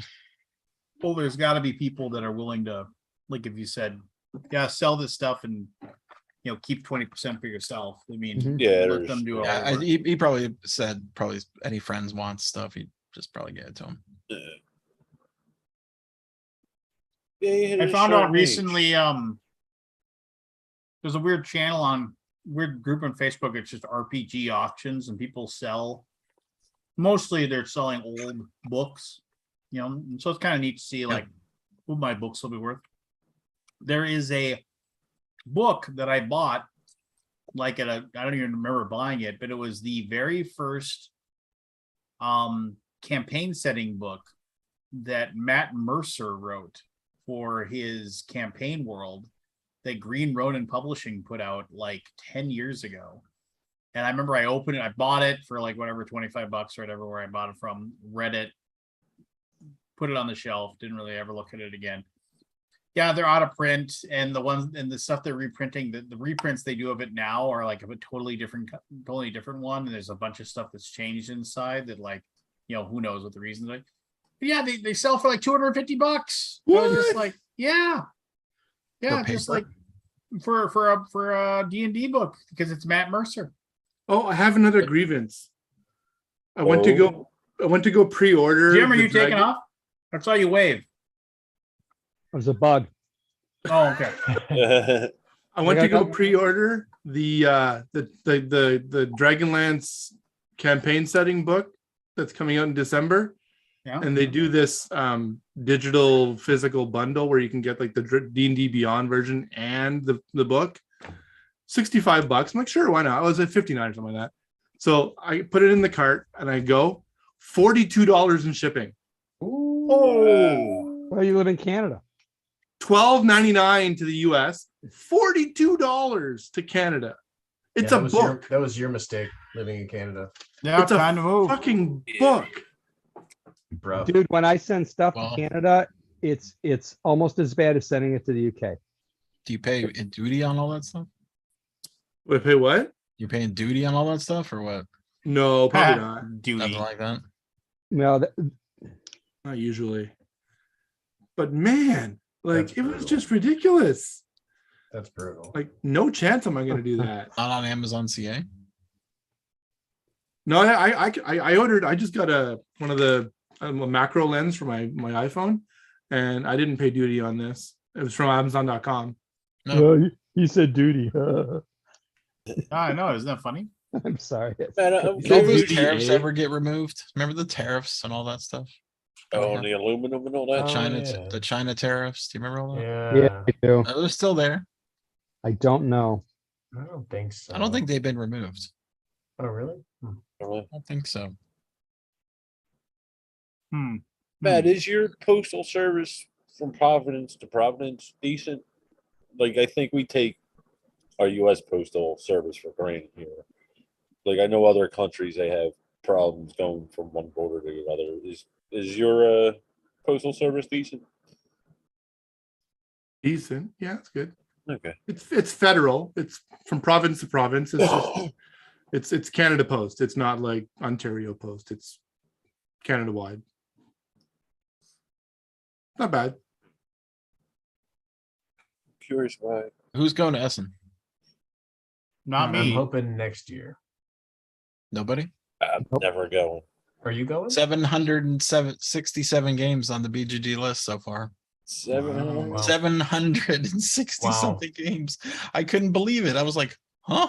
That's When going to be a happened? 3-parter Alaboom go through the Essen list. When is that, Scott? It's That would be October 6th. That's 1 month from today. 1 month. Are So you the gonna next go, 3 Scott? weeks are going to be the Essen list. Fucking hell. Scott, are you going? How? No. We could cut that down. Team I is had going. The team I- is going. Yeah. The team is going. We're getting the games for BGG Con. We're getting. So Are they I've had filming, email- Scott, or no? Just Are they what? are they going as just as attendants, or they filming, or Yeah, we're just gonna be. We're not gonna film anything. business and We're attendance? not. We're not doing a booth. Yeah. I've had email I don't correspondence know how to make that really happen anymore. The with booth. The booth. I mean, I can make it happen. I just don't want to do it.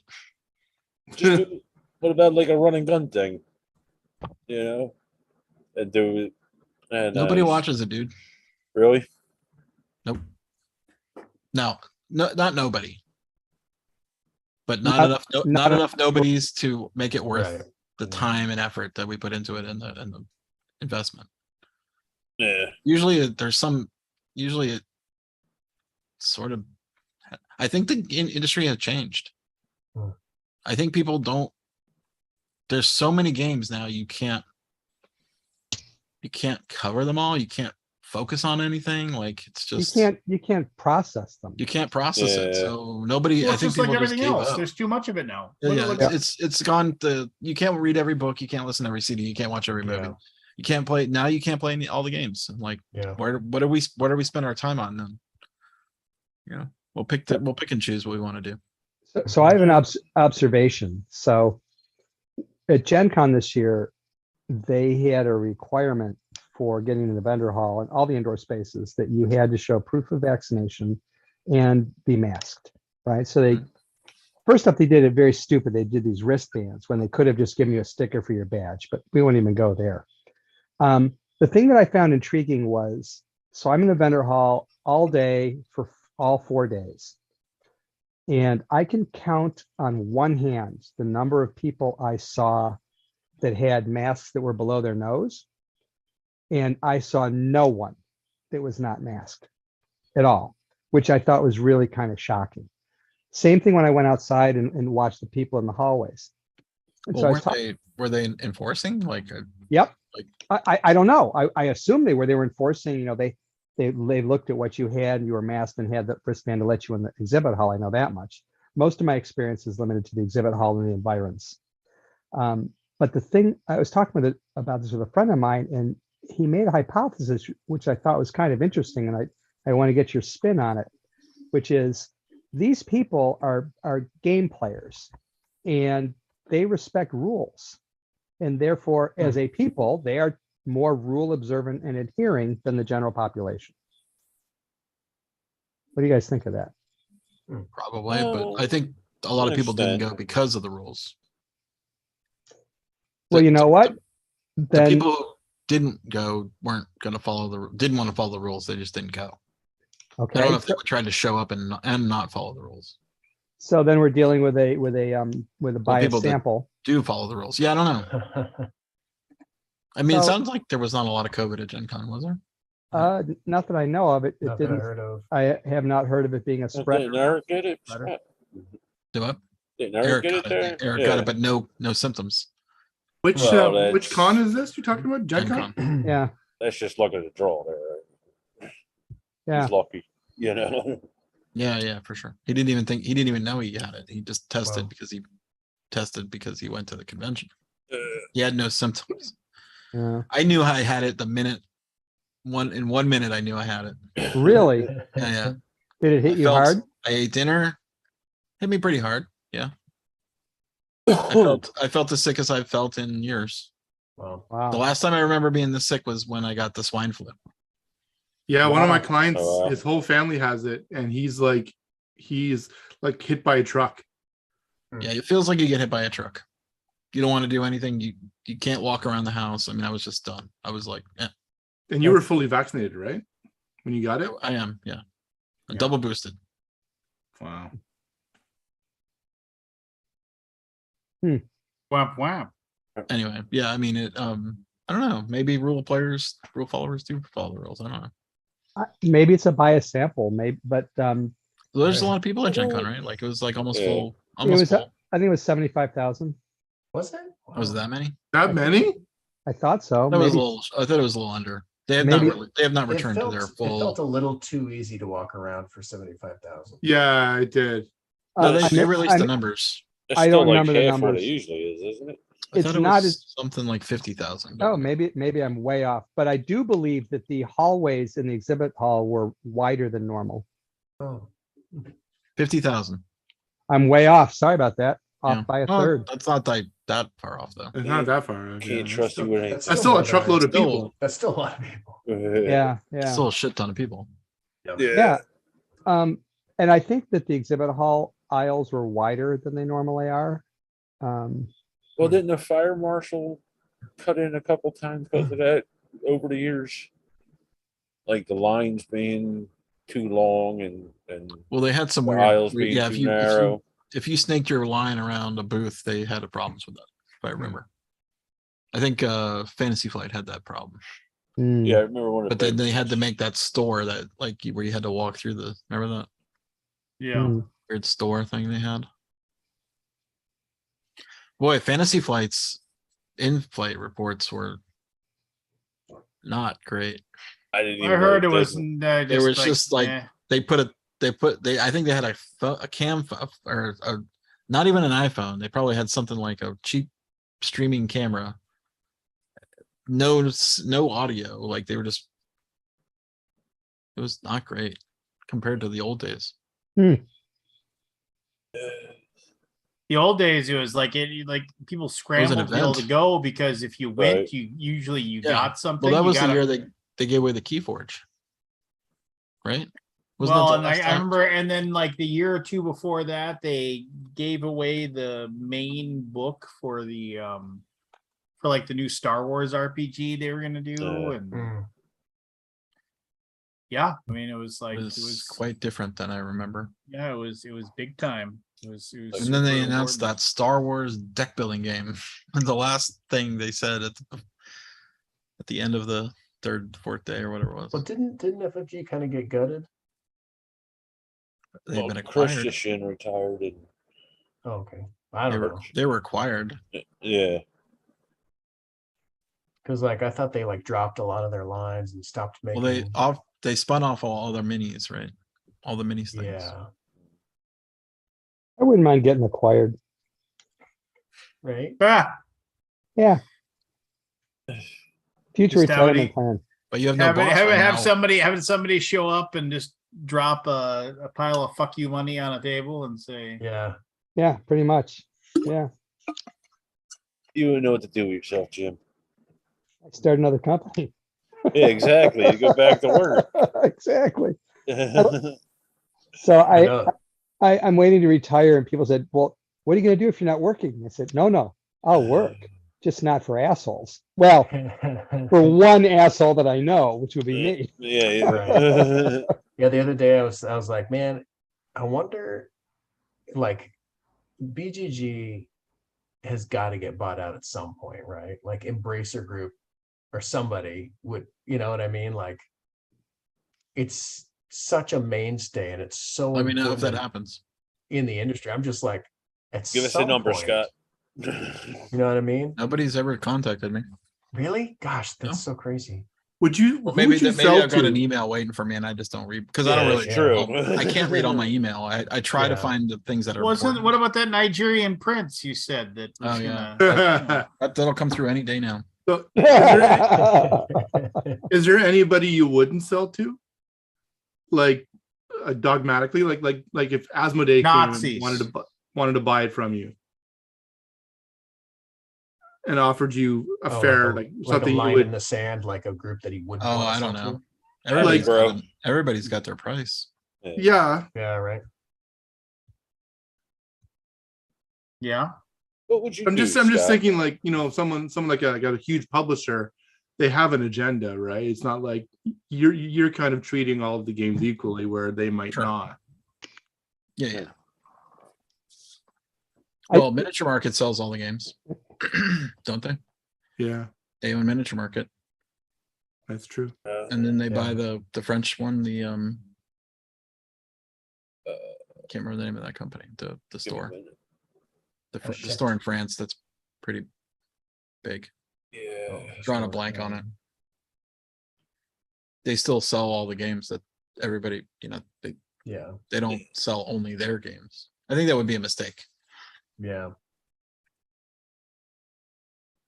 Yeah, I remember when Asmodee bought out, BGA, Board Game Arena. Everybody was worried about it. They thought maybe they were gonna kick There's off all the other 500 games on Board Game Arena now, Yeah. or more than that probably now. I haven't looked Yeah. in a while. Oh, Philibert. Thank you. Oh Chad. yeah, Bert. Philibert. That's it. I want to say Juke something for some reason. I don't think Embracer Group has any money left. Didn't they just buy Lord of the Rings stuff? they bought What do they everything, want? man. I mean, They bought everything. they bought everything. What else do they need? They own everything. It doesn't matter. I'm I just think they saying. need a small independent company in Indianapolis. Yeah, they could buy. They could buy one more. I'm cheap. You're cheap. I'm budget dust to them. You're a box wine kind of girl. Okay.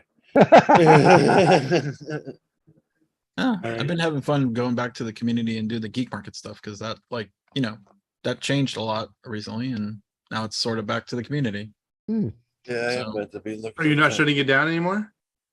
No, Where no, you been, we, Matt? we Where kept you- it alive. We recovered it.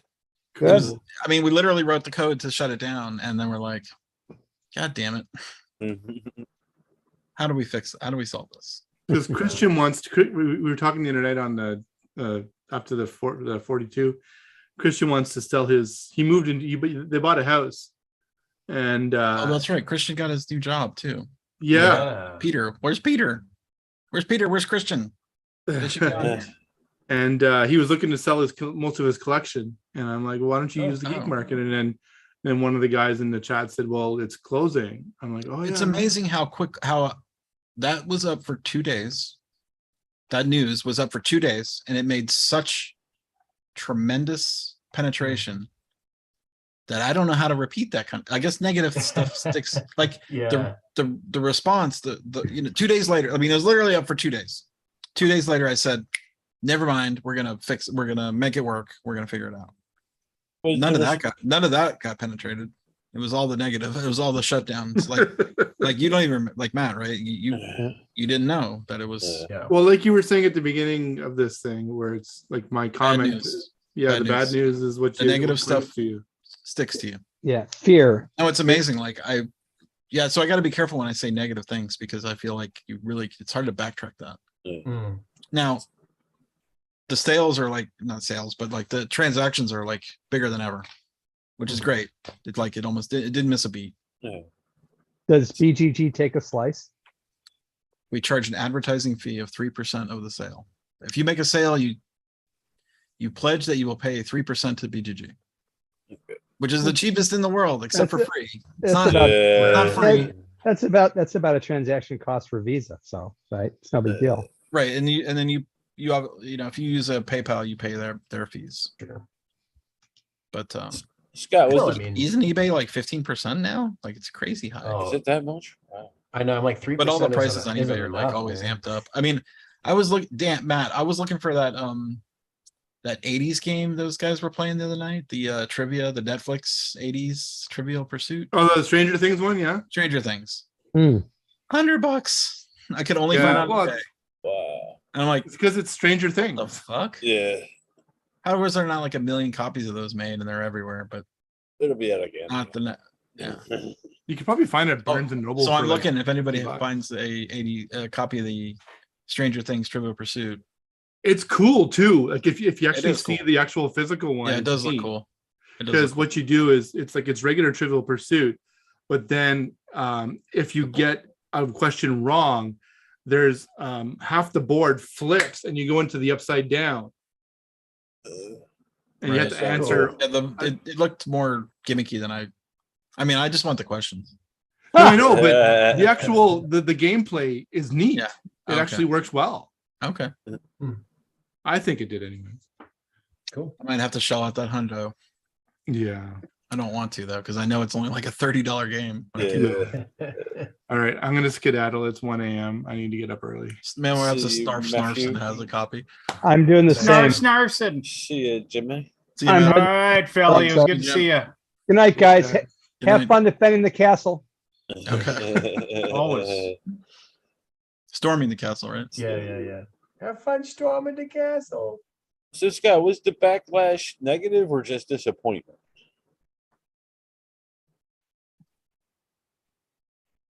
Hard to tell. I'm just curious.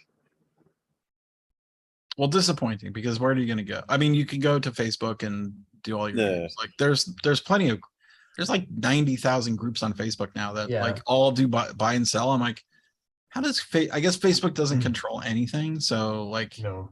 I'm in like 10 synthesizer for sale groups, which I hate because I don't want to look at all of them. Yeah. But they're all I have to go through all if I'm not like really looking for anything to buy, but like I just curious to see You got a what window things can shop. sell for.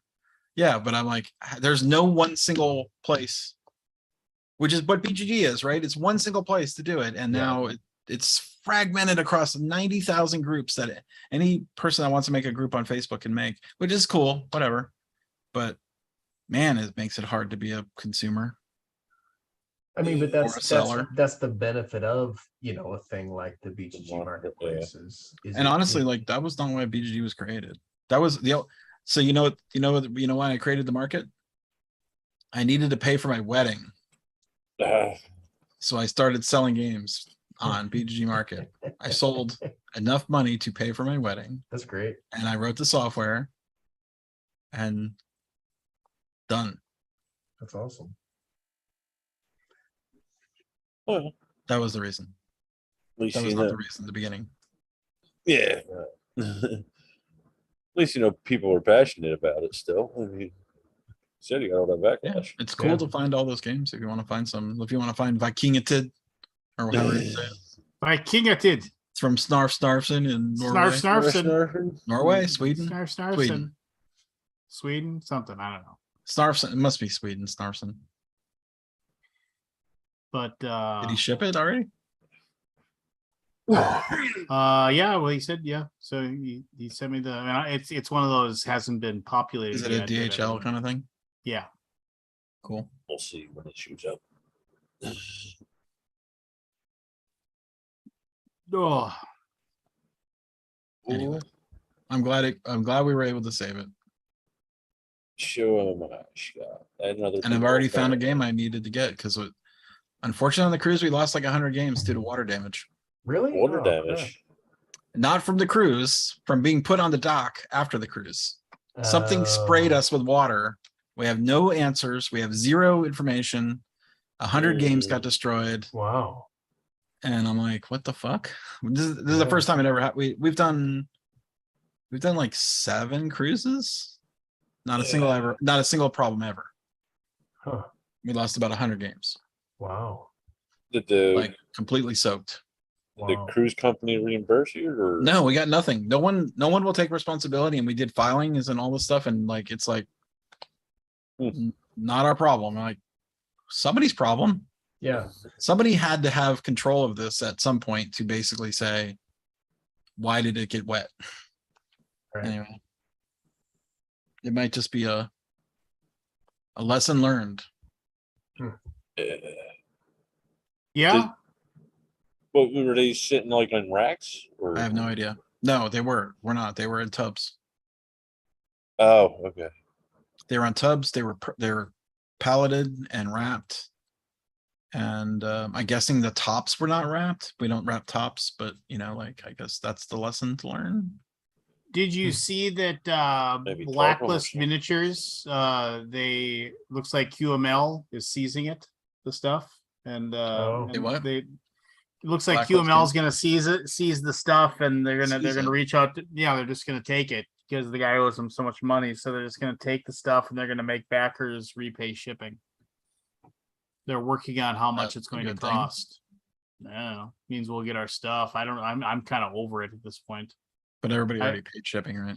Yeah, I already paid shipping. And So you paid got to for their pay again pledge. to get Pay your the stuff. shipping It's like again, a yeah. ransom. Yeah. Yeah, I don't believe it's ransom. It's just it's cost doing business. You want your shit, give us Yeah. another 20-30 bucks. I mean, it's one thing if like they said, I was thinking about it, I was like, what would be my break point on having my 100 minis sent to me? Minis, I mean, it's like you think 100 minis, you're gonna thinking, oh wow, it's huge, right? But no, I mean you can What'd you put pay 100 for them? minis and whatever it was, 55 or 65 bucks or Oh, whatever. so you're gonna pay like more than half that Yeah, it's to shipping. get them because you've already paid half of it, and then you're gonna pay. And another. I've You're basically already paying the paid- exact same costs. Yeah, I've already paid like Yeah, the Doesn't seem the like the break even is right. $15. So it's like what, 20 bucks? 20 bucks is my limit. 20, Oh, you 25? don't know what you don't want the new Don't know what it is going to be, so it's just kind of Well, like, so 'cause you're why? already- So you're already why? in. Yeah. So what am I? So I'm going to get like a box of minis that I'm never going to paint. I mean, it's just kind of like, do I just cut my losses? But at this point, I kind of want the shit, right? So it's just like, I mean, the Madeira Kickstarter, the deluxe edition of yeah. Madeira, like they recently had an update that was just absolutely preposterous. Oh, no. They had somebody come in and do an update that had nothing. They literally, the person isn't part of the What's Your Game company at all. And it's just basically like came in to admonish the people that are upset about the fact that it's taken so long, and to assure everybody that like the games are real. And it's just it was like absolute, like it was one of those things where like the people that are in charge just hiding, and like, oh, we're gonna send out this person, and like the opening, one of the very first things the person said, I'm not involved with the company, so don't shoot the messenger because I have nothing to do with it. Now here's a bunch of bad news.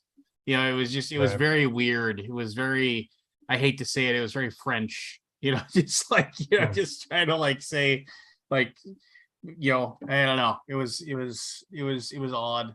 It's definitely one of those things What's where the you story with that one? Is there any story? just Just lies, lots and lots of Lies. lies. I mean, Lies lots and and lots of like, lies. the game is Lies, more done. damn lies. The game is done. Yeah, The the game game is isn't out done. already. The game was already out. The game is like this. The game is that. It's like we're still waiting for this. It was always like it was something that was like, it was bad. It was just. I finally got my Carnival Zombie 2. Yeah, Carnival, was it Carnival there Zombie were 2? a It's just lot of Carnival people Zombie. that basically. I was like were- that. I didn't think it was ever gonna come. There was a lot of Yeah. people. What? Sorry, I cut you off. No, there were a lot of people that were just stunned that they got their. Oh their yeah, stuff, and it looks right? amazing. It looks So awesome, I mean, yeah, and that's a there you great go. game too. Highly underrated. That should be highly, like- very That highly should be in the underrated. top 100, 200, 300. Something. It's a little, well, I mean, I don't know what the second edition, but it is a little bit clunky.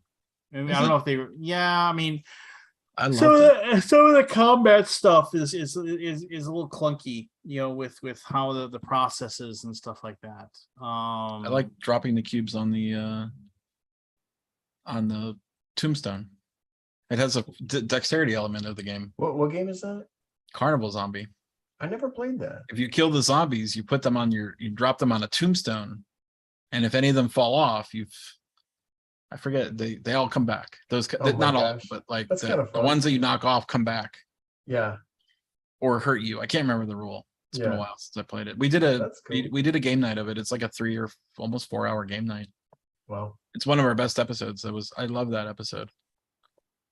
Matthew Monin came out to teach it. Came from Carnival Zombie. out in came to LA. It's one of his favorite games. And he does a really good job at teaching it. I've never heard of this. You never heard. It's so good. You should hear it. It's really good. Didn't it come out with a reprint, Scott? Just did. Just It delivered. just did. Okay. Just delivered. 2 years late. Yeah, but I like them ever. Season 3. Minis. They put minis in the 33. game. A game that doesn't need minis. I mean, it's cool that they're there, but like you really didn't need them. You had to make the buzz, Scott.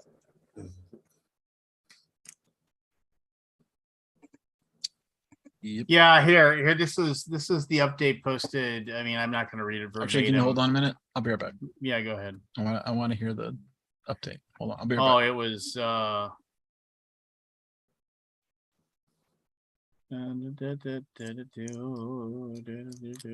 How you doing there, Evan Halbert? I'm good, man. How are you? I'm fine. I'm excited to play some games at BGG. Yeah, I'm excited to make you work in the booth. You know. Nope. Nope.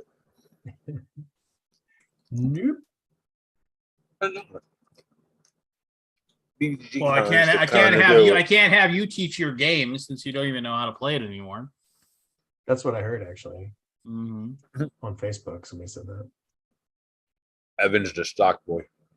I am the stock boy. I've had more than one stock boy job. I know how to do that. So what?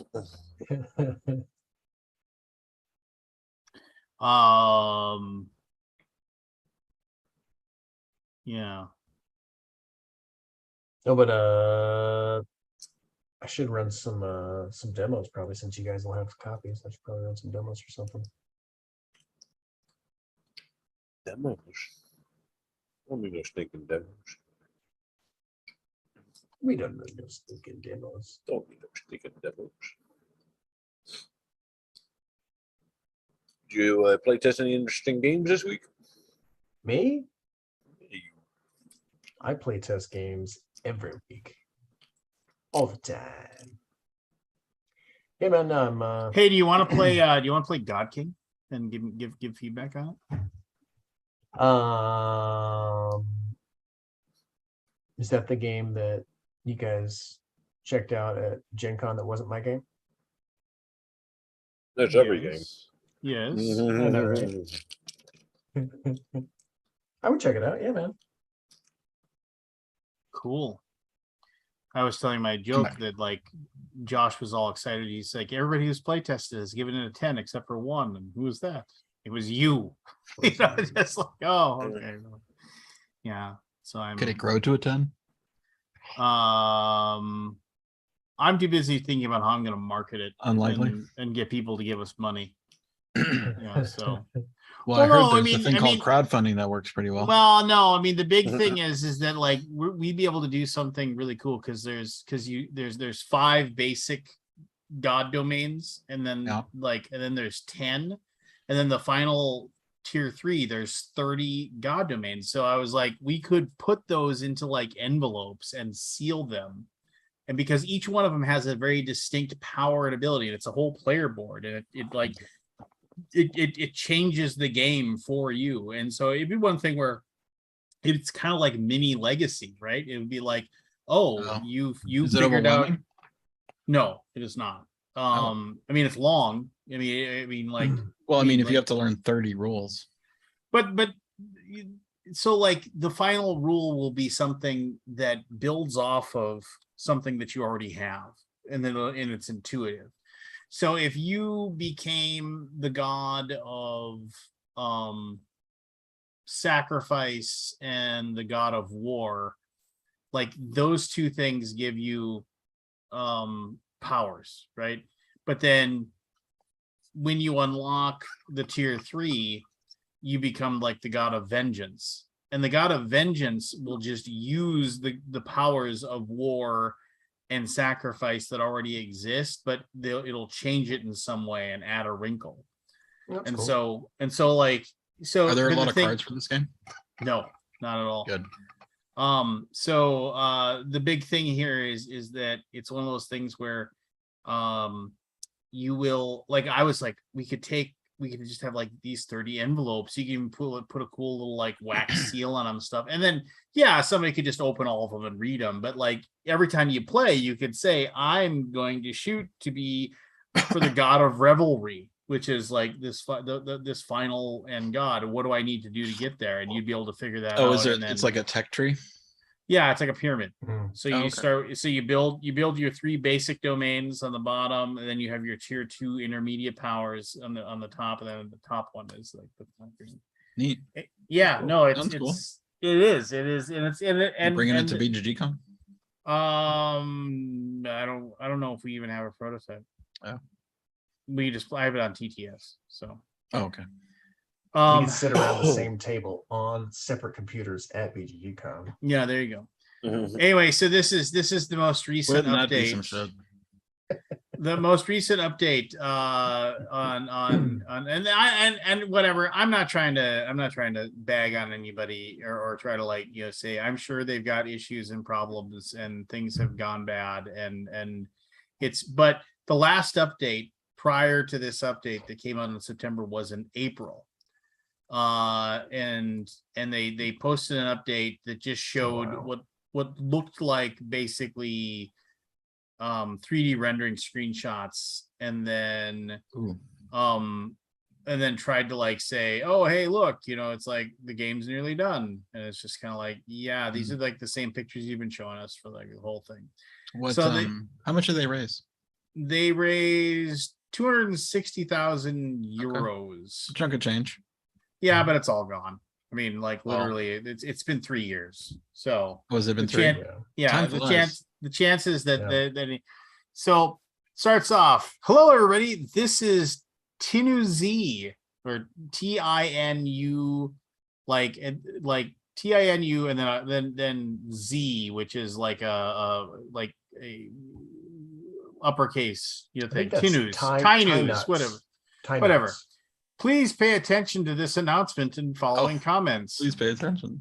Nice to meet you all. I'm now in charge of this project communication channel on Kickstarter on behalf of What's Your Game. I'm playing in between the parts here. First, I'm a Kickstarter backer for many years. Not Madeira. I missed it. And like all of you, I fear the idea of backing projects that might never hit my game shelf. Second, I well know What's Your Game's principles, and I trust them. This means I'll try to fill the info sharing gap, which is in place and repeatedly complained by many of you. I'll try to do it to the best of my possibility. I'm not an English native speaker, and I'll make for sure mistakes by not using the proper verbiage while aiming to address your concerns. Wrong verbs, words, typos will appear here and there. So with all of these clearly stated and disclosed, please just be patient. Now, here's my thing with this. Google Translate works really, really well. Like really, really well.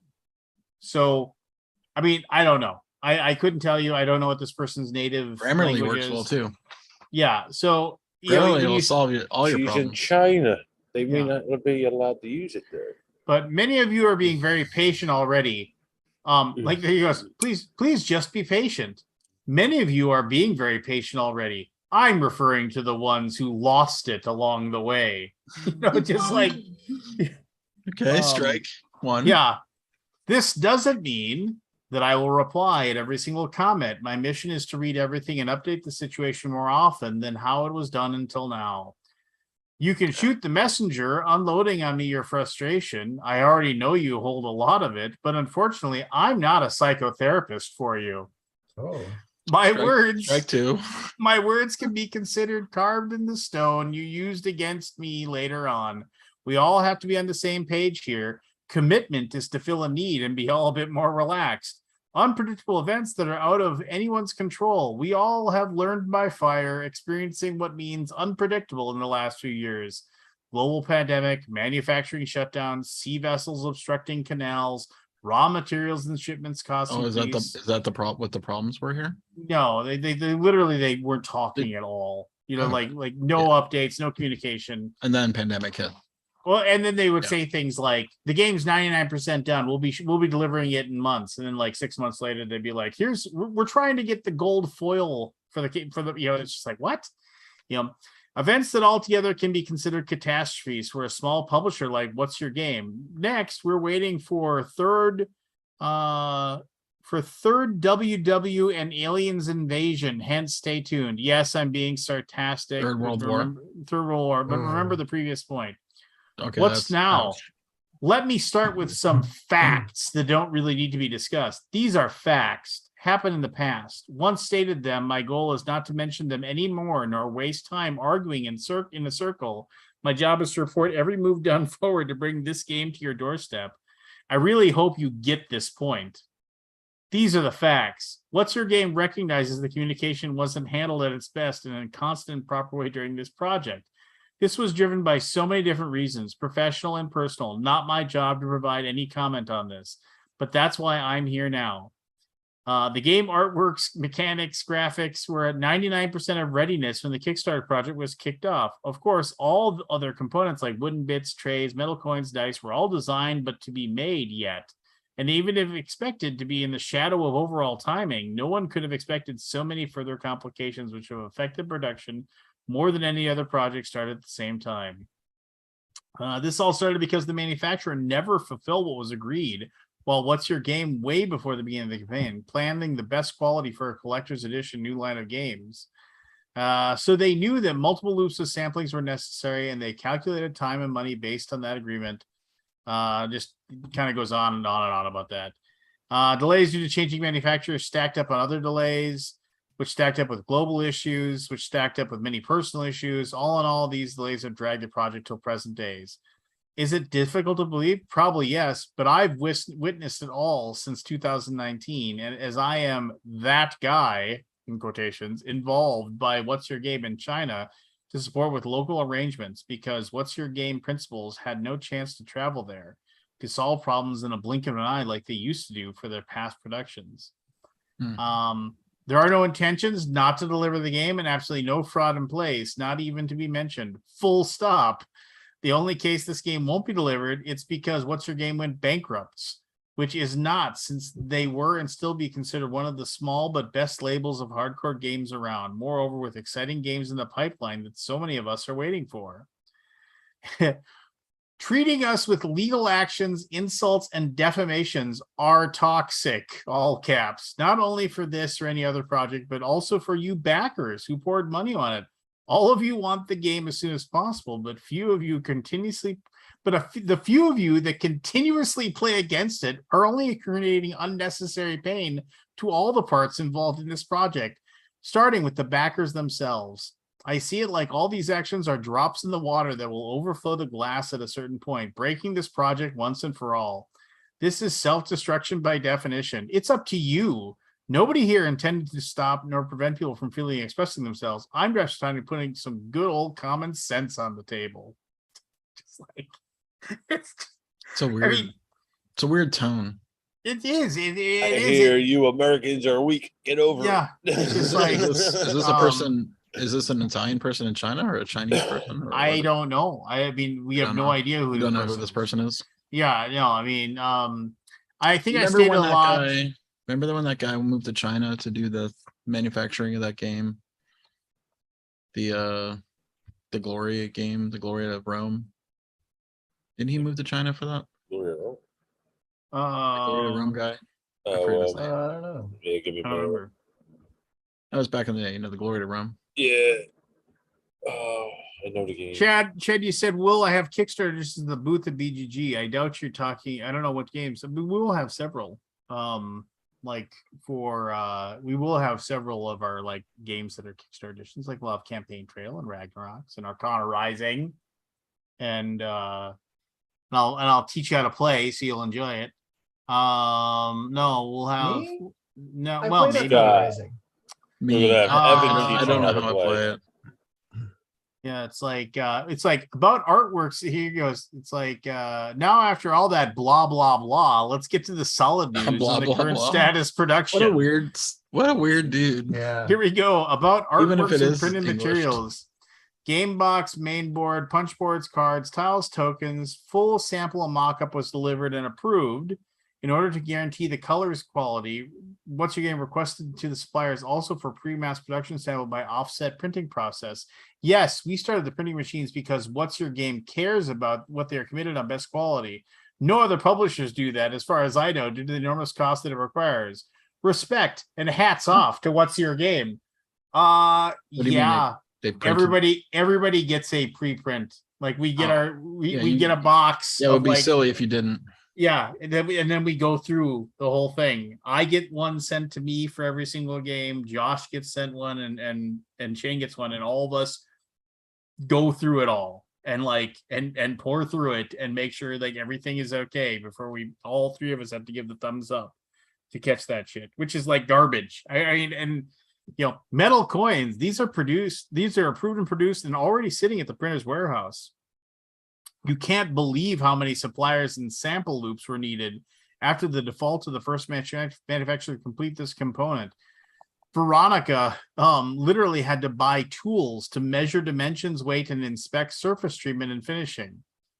I mean, I had to measure dimensions. What, you had to buy one of those calipers? Yes. You know, to like and $5.99. We literally needed a I mean, ruler. $15.99 for a good one at Harborford. I mean, you know, whatever. Just it's fine. Wooden bits, again, multiple suppliers and sample loops due to silk printing, unstable process, centering the silk print and having color matching. First of all, I mean, most people don't do silk printing, silk screen printing on the wooden bits anymore. They usually like the heat transfer. It's cheaper and better actually, but you know, whatever. Dice, copy paste, previous line, we're running multiple samples. I mean, customized trays. Now, this is the one that bothers me a little bit because it's a Noah game trays thing, and I know Noah, and I'm friends with Noah, and Noah's a stand-up guy. And then, but this comment feels like they're kind of trashing Noah, who, mind you, Wait, what? Really? mind you, go back, Forsaken, game trays. I mean, that went live. Yeah, it went live, and or it's like at 180 grand or something like that. So good for him. Nice. The most difficult parts has been to allocate all the materials and get the game trays to fit properly in the box. Once we got our samples, we noticed that these are not working like we wanted to, and we've had to send them back to redesign. I know this happens to other publishers. It's not a big deal, but then the factory was closed and now we can't get the new. So, I mean, they're probably not trying to say that Noah made them bad, but I'm just kind of like, dudes, you've had the game trays, I mean, done forever. And it's just all of a sudden now that you're just like, yeah. If all things mass production could run into October, November, vessel booking and shipment to fulfill insurance may take at best 2 to 3 months, then final shipping. Hence, I roughly forecast 2 and 23 Q1. You should all get your deserved game. Thank you all for day. Now you finally got your visibility and your timeline you've requested. You know, it's just kind of like, yeah, like you said, it's just a weird tone. Weird tone. Yeah, and it's just like, well, hopefully they recover, but I mean, yeah, just that's weird. I mean, it was like one of those things where it's like, so when you bring somebody else into the thing and like has nothing to do with your company at all, you're right, just kind of like a spokesperson for the company who also doesn't be part of the company, but been appointed to be the company representative. Yeah. Well, I mean, who knows? I mean, at some points you got to like take the bull by the horns and lay it out on the line and just say, hey, look, we screwed up. I mean, like, you know, I think that's what I did with the Geek Market. It's all there, posted by me. Well, and that's like, for example, it's like I'm gonna have to post fulfillment news. Like basically a lot of the stuff just hasn't moved. A lot of our stuff like that, like, you know, I mean, getting Greater Than Games to start sending a campaign trail has proven to be difficult at best. Challenging. And I'm not. It's a combination of communication and they're super busy and we're trying to get our things separated and get things handled and so I'm not. I think GTG are great and they've been really kind and I've talked to my contact Is over there that several times. Chris Kirkman? Well, Amazon bought them out. Chris it's Kirkman? weird. Yeah, no, I mean, so GT Greater Than Games got bought out by Flat River, which is owned by I'm Amazon. confused by that. Yeah. Yeah, there's a lot of I remember when I tried to ask Amazon I asked somebody owns I Flat asked River? Josh to try to explain Are you it sure to about me. that Amazon thing? I am almost 100% positive. Okay, I didn't know that. The Flat River group is owned. You sure about Or- that? I might be wrong, but I You mean might that's be my wrong. understanding. Because I remember I said, "Who's all?" Let's back Because that up. We don't know. no, I don't know for sure. I'll It's a just say fact that. now. It was said on the internet. Doesn't You matter. know, Right, no. but I mean, I remember Flat River did acquire Greater Than Games or Dice Hate Me Games. I can't remember. It's Dice Hate Me, Yeah, I don't Dice remember Hate Me and who's Greater who. Than Games merged. right? And then Chris Kirkman went back. He got the company back. Yeah. Which company was that? Dice Hate Me or Greater Than? I don't remember. Dice Hate Me. I Kirkman believe. is Dice Hate Me. Okay, Yeah. so Chris Kirkman has Dice Hate Me. Greater Than Games is still with Flat River. Yeah, Duh. Yeah. Okay, got it. and sure, and whatever, but whatever. Oh man, I- can you watch this video that Kabuki Kid posted? Do a screen share. You can go ahead. Me? Well, do you have the share screen thing? Charlie? What is it? I can't share my screen. My monitor will not work with the screen share. You have to do it. I don't. What? I don't have a video. What video are you talking about? Kabuki Kid posted it. Posted somewhere in the link. It's a Twitter. Scary video captures amusement park ride full of people free falling to ground after malfunction. Yes. Why would I want to watch that? I don't want to watch. Oh, okay. I something just that- wanted to watch it. No, I mean you can't watch it yourself. And then, so it's just spinning. Don't share it. Don't bother. Whatever. I mean, yeah. Well, no, I mean, I can't share it. Did people die? Did No, nobody died. well, that's good. It just 'cause looks I don't wanna- looks rough. It's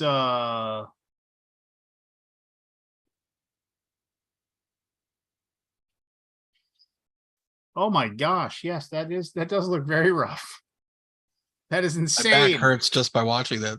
Let's get a chiropractor's opinion on what kind of treatments would need to be done here.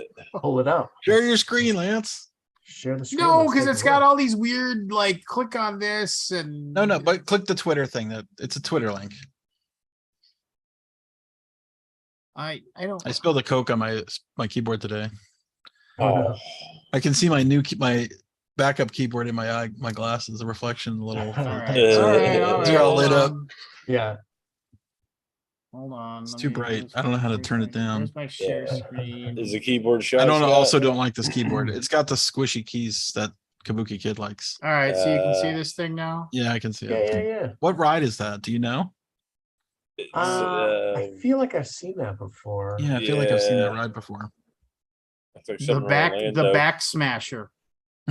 Yes, the back side. The spine crumpler. Yeah. I mean, it's like, okay. I mean, I was like, oh my God. Oh, the cable snapped. Oh, Oof. Nobody died.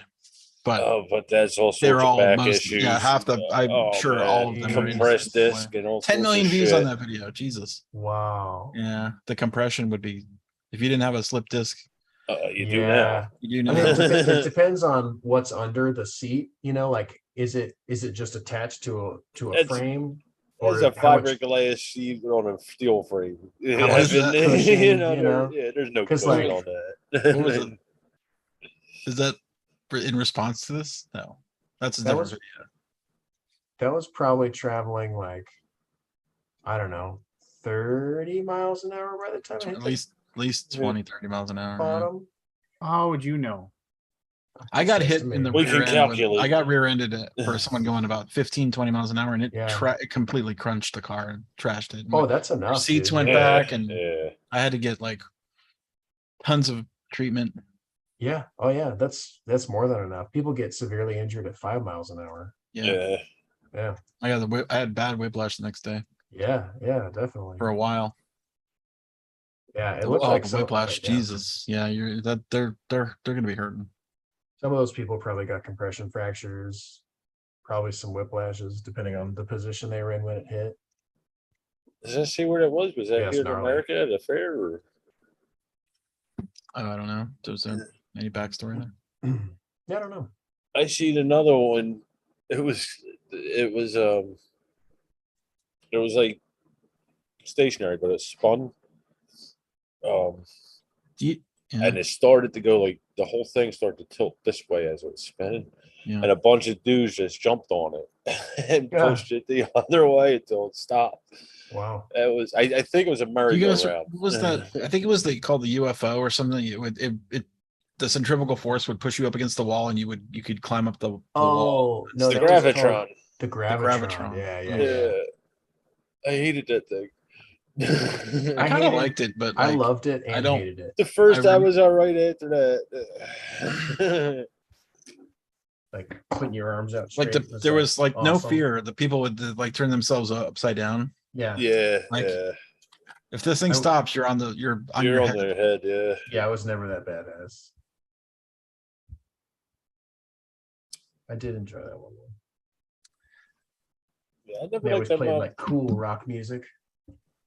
Yeah. Just carnivals, man.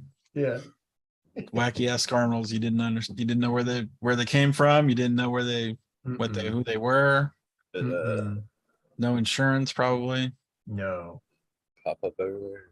Yeah, I never spent too much time thinking about the person who was operating it, but like in retrospect, I'm like, They're 16-year-olds. yeah. What was that person's life like? Mm-hmm.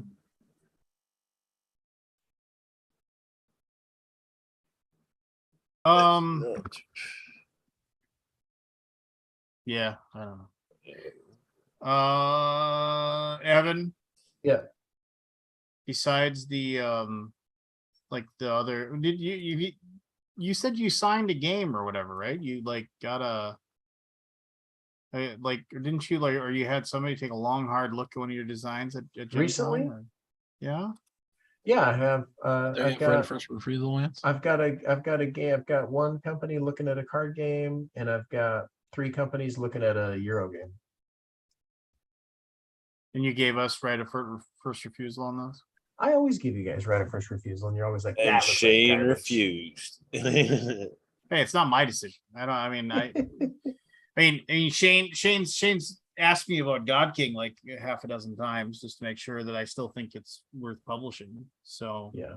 you know, Well, he sells himself. He doesn't fucking know what sells. and I've assured him repeatedly that I think it's worth publishing. So Yeah. but yeah, I mean, you should have made God King, then we would have published another one. Well, Yeah, that so. was my bad. That was my bad. How's the Ben Affleck of your Matt Damon and Ben Affleck? He's doing all right. We still get together twice a week, and we're working on we've got like basically we had a game design that we sat on for like 3 or 4 years that we finally signed to like work in this publisher's IP. So we're kind of like redesigning and re-theming some stuff to make it work in their IP. That's been kind of fun. Yeah, we still get together twice a week. Yeah. So where do you find the time, dude? I like making board games, man. You got a job, the kids. I do. Acting class, trapeze class. I know. I mean, the metal band. How much do you sleep? That I gave a CD for Lance, and that he trashed. Shane probably never got it. Into the garbage. Lost in the mail, he says. I never got it. You gave it. Oh, I know that excuse. Lost in the mail. He gave it to my boss, who was then supposed to get it to me, and stunningly, Shane, not exactly the most like, I have trouble getting a hold of him when I'm like, just like, you know, And like we need to work together on stuff. And I'm just like, dude, where is this thing? I need to know where this thing is. Oh, It's busy, man. Busy man. Yeah, I forgot to bring it to you on the last day, and I left it on the counter of the place we were staying. And I was like, Shane, get that CD to Lance. He's like, yeah, okay, all right. Yeah, okay. Yeah, okay. Throw in the I'll garbage get as right he's on it. walking I'll out get the right on door. Yeah, where's Travis tonight? He should be here promoting his Kickstarter. He doesn't need us. His doesn't need Kickstarter's us. doing quite well. Mm. He's big time now. Big time. Big time. I don't know. I mean, it's just things are kind of standing still in the old the board game world. Things have changed. Yeah. Yeah. I get the sense. What I Yeah. see happening, at least on the game designer end, is a lot more people are trying to self-publish, which I'm like, that's a whole thing. And then I've started to see more people trying to put out just straight up print and play stuff where you can kind of skip the whole shipping issue, where it's like, hey, you do the crowdfunding, everybody, if you want to get in on it, you pay $5 or $10 and you just get the files. You just get the files, yeah. Yeah. And Well, you kind of print it skip all yourself. the manufacturing and shipping. Well, with 3D printing and stuff and like all that, Yeah. obviously the cards are still a problem. I don't know if there's an easy way to make cards. Yeah. Why is it that it can't be done in America? It's just the labor cost. In America, Yeah. you can get cards made decently well, but it's the Oh cost. yeah, no, it's the costs. It's the Yeah. labor. Yeah. It's If you so wanna get- cheap to do overseas. Yeah. It's so ridiculously out of proportion with the rest of the world that it's like it doesn't make any sense to do Yeah. stuff here. Yeah, I just figure with the shipping cost so much, it should be cheap. Even with the shipping costs, Really? it's still cheap. It's Yeah, that Yeah. much the labor. Oh, it's so difference? cheap. Yeah. Back when I priced out making After the Empire, because we were going to do it ourselves. Back when I priced out the injection molding, like that was like 5 times the cost Was it that much? Wow. of what In it would America? be in China. Yeah, 5 times. I think that's right. I feel like it should probably be even more than that, but Yeah, it might have been a little bit more, but that was my recollection. Like the molds were going to be like 30 grand each or whatever. oh yeah, the ridiculous price. Maybe that's 10 times. That's like 10 times. I would love to know, totally nothing to do with anything. I would love to know the stats on how many people actually go to the trouble of researching the answers for those contests that you guys run, and how many people are just like me that just, new contest, C, enter, done. I would love to know. I don't think you could get that stat. Well, if you don't research it, you don't get more than usually 1 or 2 entries out of. It's weird. Sometimes like you'll get like 4 out of 5 correct because you can just Well, you tell just can make educated guesses, but I mean, like that one. I just got 3. I got 3 correct by going Which one? C. you did all C's. Yeah, just Which one? I don't know. It's just You guys Contests remember are that supposed to be fun, summer Lance. school You're movie? sucking all the fun out of it. You're talking well, about. I mean, I Lance. won't win, but I mean, I won my thought hammer way back in the day. Oh, you won the Thought Hammer? How about what did you win from Thought? A $20 gift card from Only Thought 20? Hammer. Yeah, Oh man, those guys were super generous. I'm surprised they only gave 20 out. yeah. They were just like they it were was constantly throwing. it was right around the same time I got married. So I remember some people were like, "Oh, that," because like they're like the people. It was like a me, shame it's they like, shut down. I like the guys that run that place. Never knew them. They always charged more than everybody else though. Did they? Thought they had pretty Yeah, good but they had a cheaper threshold for Free shipping. Free shipping. Yeah. I think it was like $75 when everybody else was $100.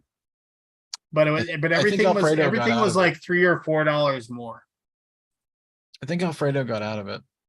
He was Right. one of the guys I knew. Chicken Alfredo? His name was Alfredo. Fredo. Um, really weird. I got an email out of nowhere. Actually, a Board Game Geek mail out of nowhere. Yeah. From John Perry, who doesn't even work there.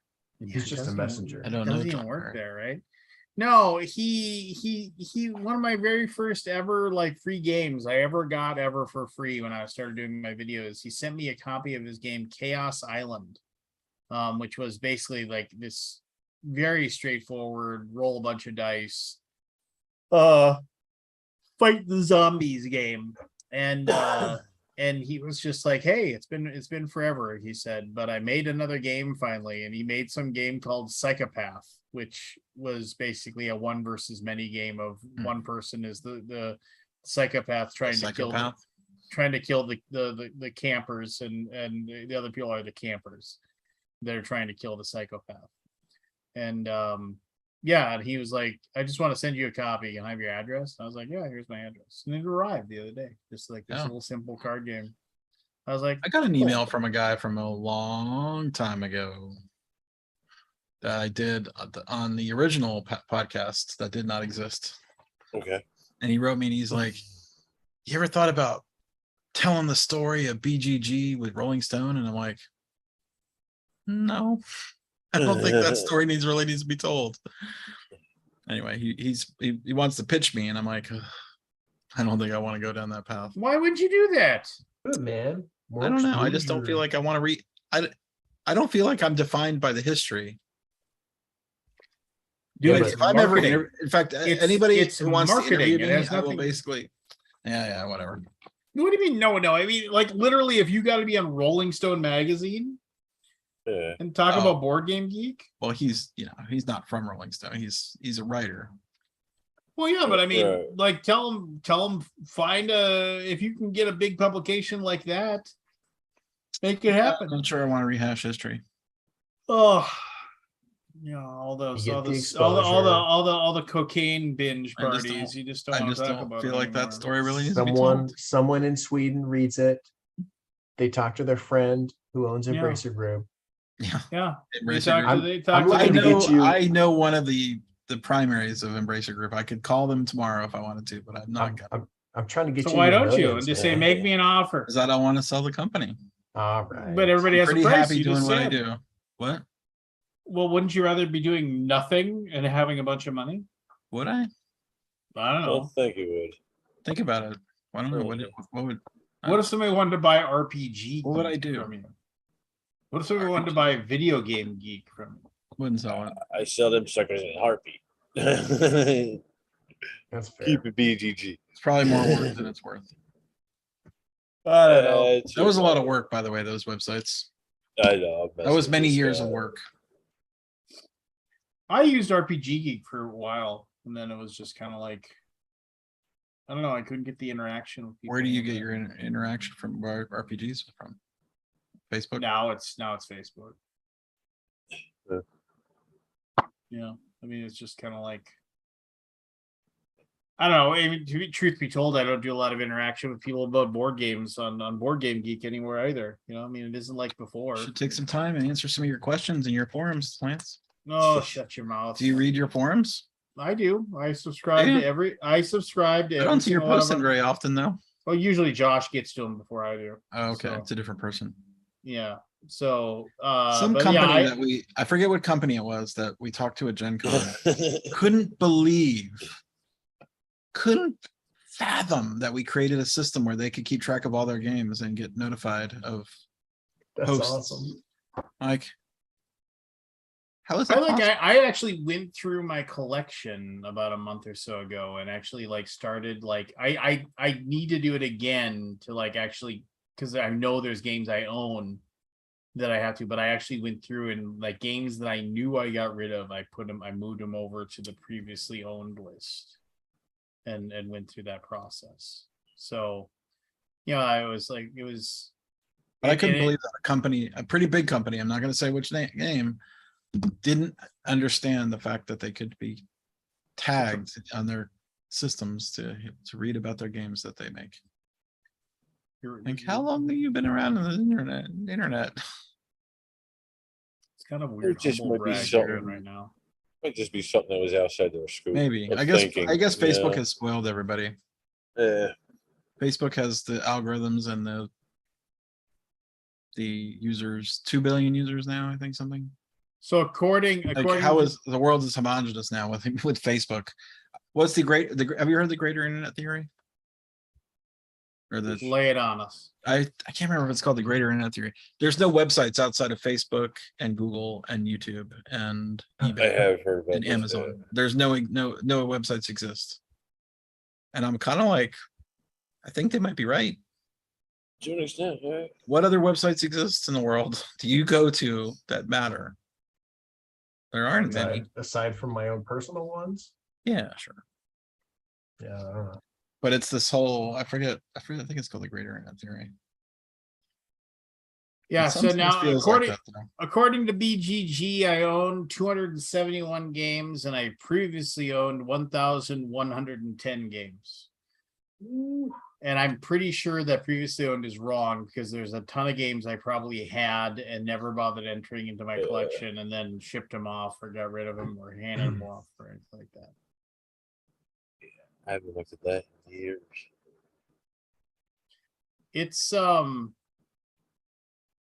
It's tough, man. It's like it's tough to go through all that stuff. It's tough to like.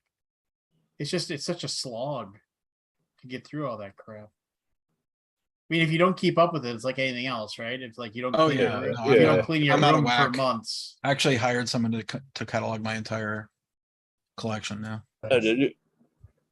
Yeah. Which Took the months. your collection or the Not, library? and it's not the collection that's in this house. It's the collection that's at the BGG building. Oh, I'm confused. But it's How nice to many- have that collection cataloged for sure. How many collections do you have, Scott? 2. Okay. I have one at the building and one here at the house. They're your personal or one's the BGG library? It's all the same. you Oh, know. okay. It's BGG, but I keep them here. I Okay. keep the rest at the building, and Yeah, I would imagine I would take ones then with the library. it took him a while.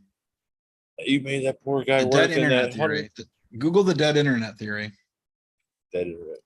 There's no websites that exist outside of the Amazon, Facebook, YouTube, Google. I mean, that's just not true, but To an You extent, sure? it kind of is. if You you're, go to if you're Google, talking they about push like Google. effective internet usage, then that might be largely true. Internet's I been go- dead since 2016. If I go look up, the website of a Are there moving people company, there though? it's gonna Like, be there, yeah, I know. and I can call them and they will answer and ask what I need moved. So like it's not true. Is it? Yeah. You don't like conspiracy theories, do you? Birds aren't real. Birds Neither is aren't the real. internet. We're all in the I matrix. do like conspiracy theories. It's just that one is quite provably immediately false. I know. Mm. It just feels that way sometimes. Yeah. I mean, Yeah. effective usage of internet, I think that's largely true. But remember when there was like so many opportunities and possibilities in the world of the internet, and then that's sort of over. I think what you see is Kickstarter the effect. routing and flow of access and information Yeah. is modified. Right? Yeah, It's not that the I think it's websites aren't Been out there. monopolized by 3 companies in Yes. the world, and now Yes. the game is over. I think that's true. Yeah.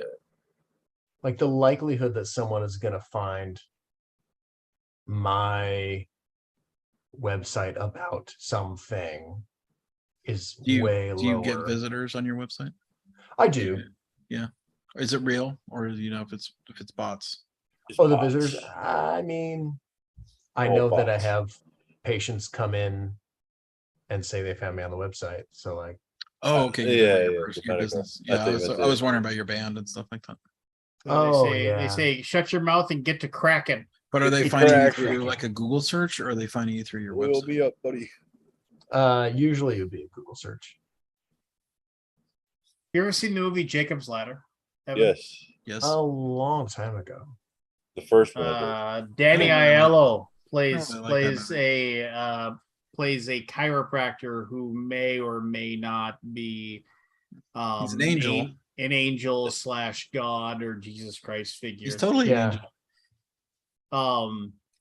And yeah, and like he's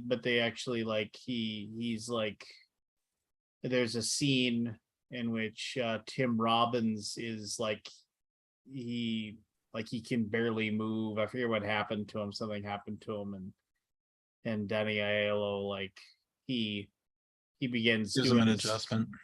Gives him his, and then he like gets him up on his feet, and he's like, all right, let's see how we did, and then like, and like it was one of those things where he was all, Miracle. Yeah, and it was like, and then like there's this weird scene where you can kind of see the image of wings behind him or something like that. There's like a glow. Yeah. Oh, that's I can't remember. I can't decide if I like that movie or not. I watched it several times for some reason. And I don't know why. It was one of I those don't love movies. I don't think It was I've one seen of those it since it movies came that out. like because it came out I'm the when I was in same high age, yeah. school. Yeah. It was Yeah, like I think it that's was when. Yeah, it was it one was of one those. of the High school. it was one of those movies that like it made you feel smart watching it because you're like, oh, like there's You the figured twist it out after- ending, yeah. and you figured out. And so like, even though when you watch it now, it's kind of like it's pretty heavy handed with its symbology and like, Oh, is it? so it's just kind of like, but when you're like 16 and you grok, Yeah, it makes you feel smart. Makes you feel smart. And then It's like one of those movies that makes you think.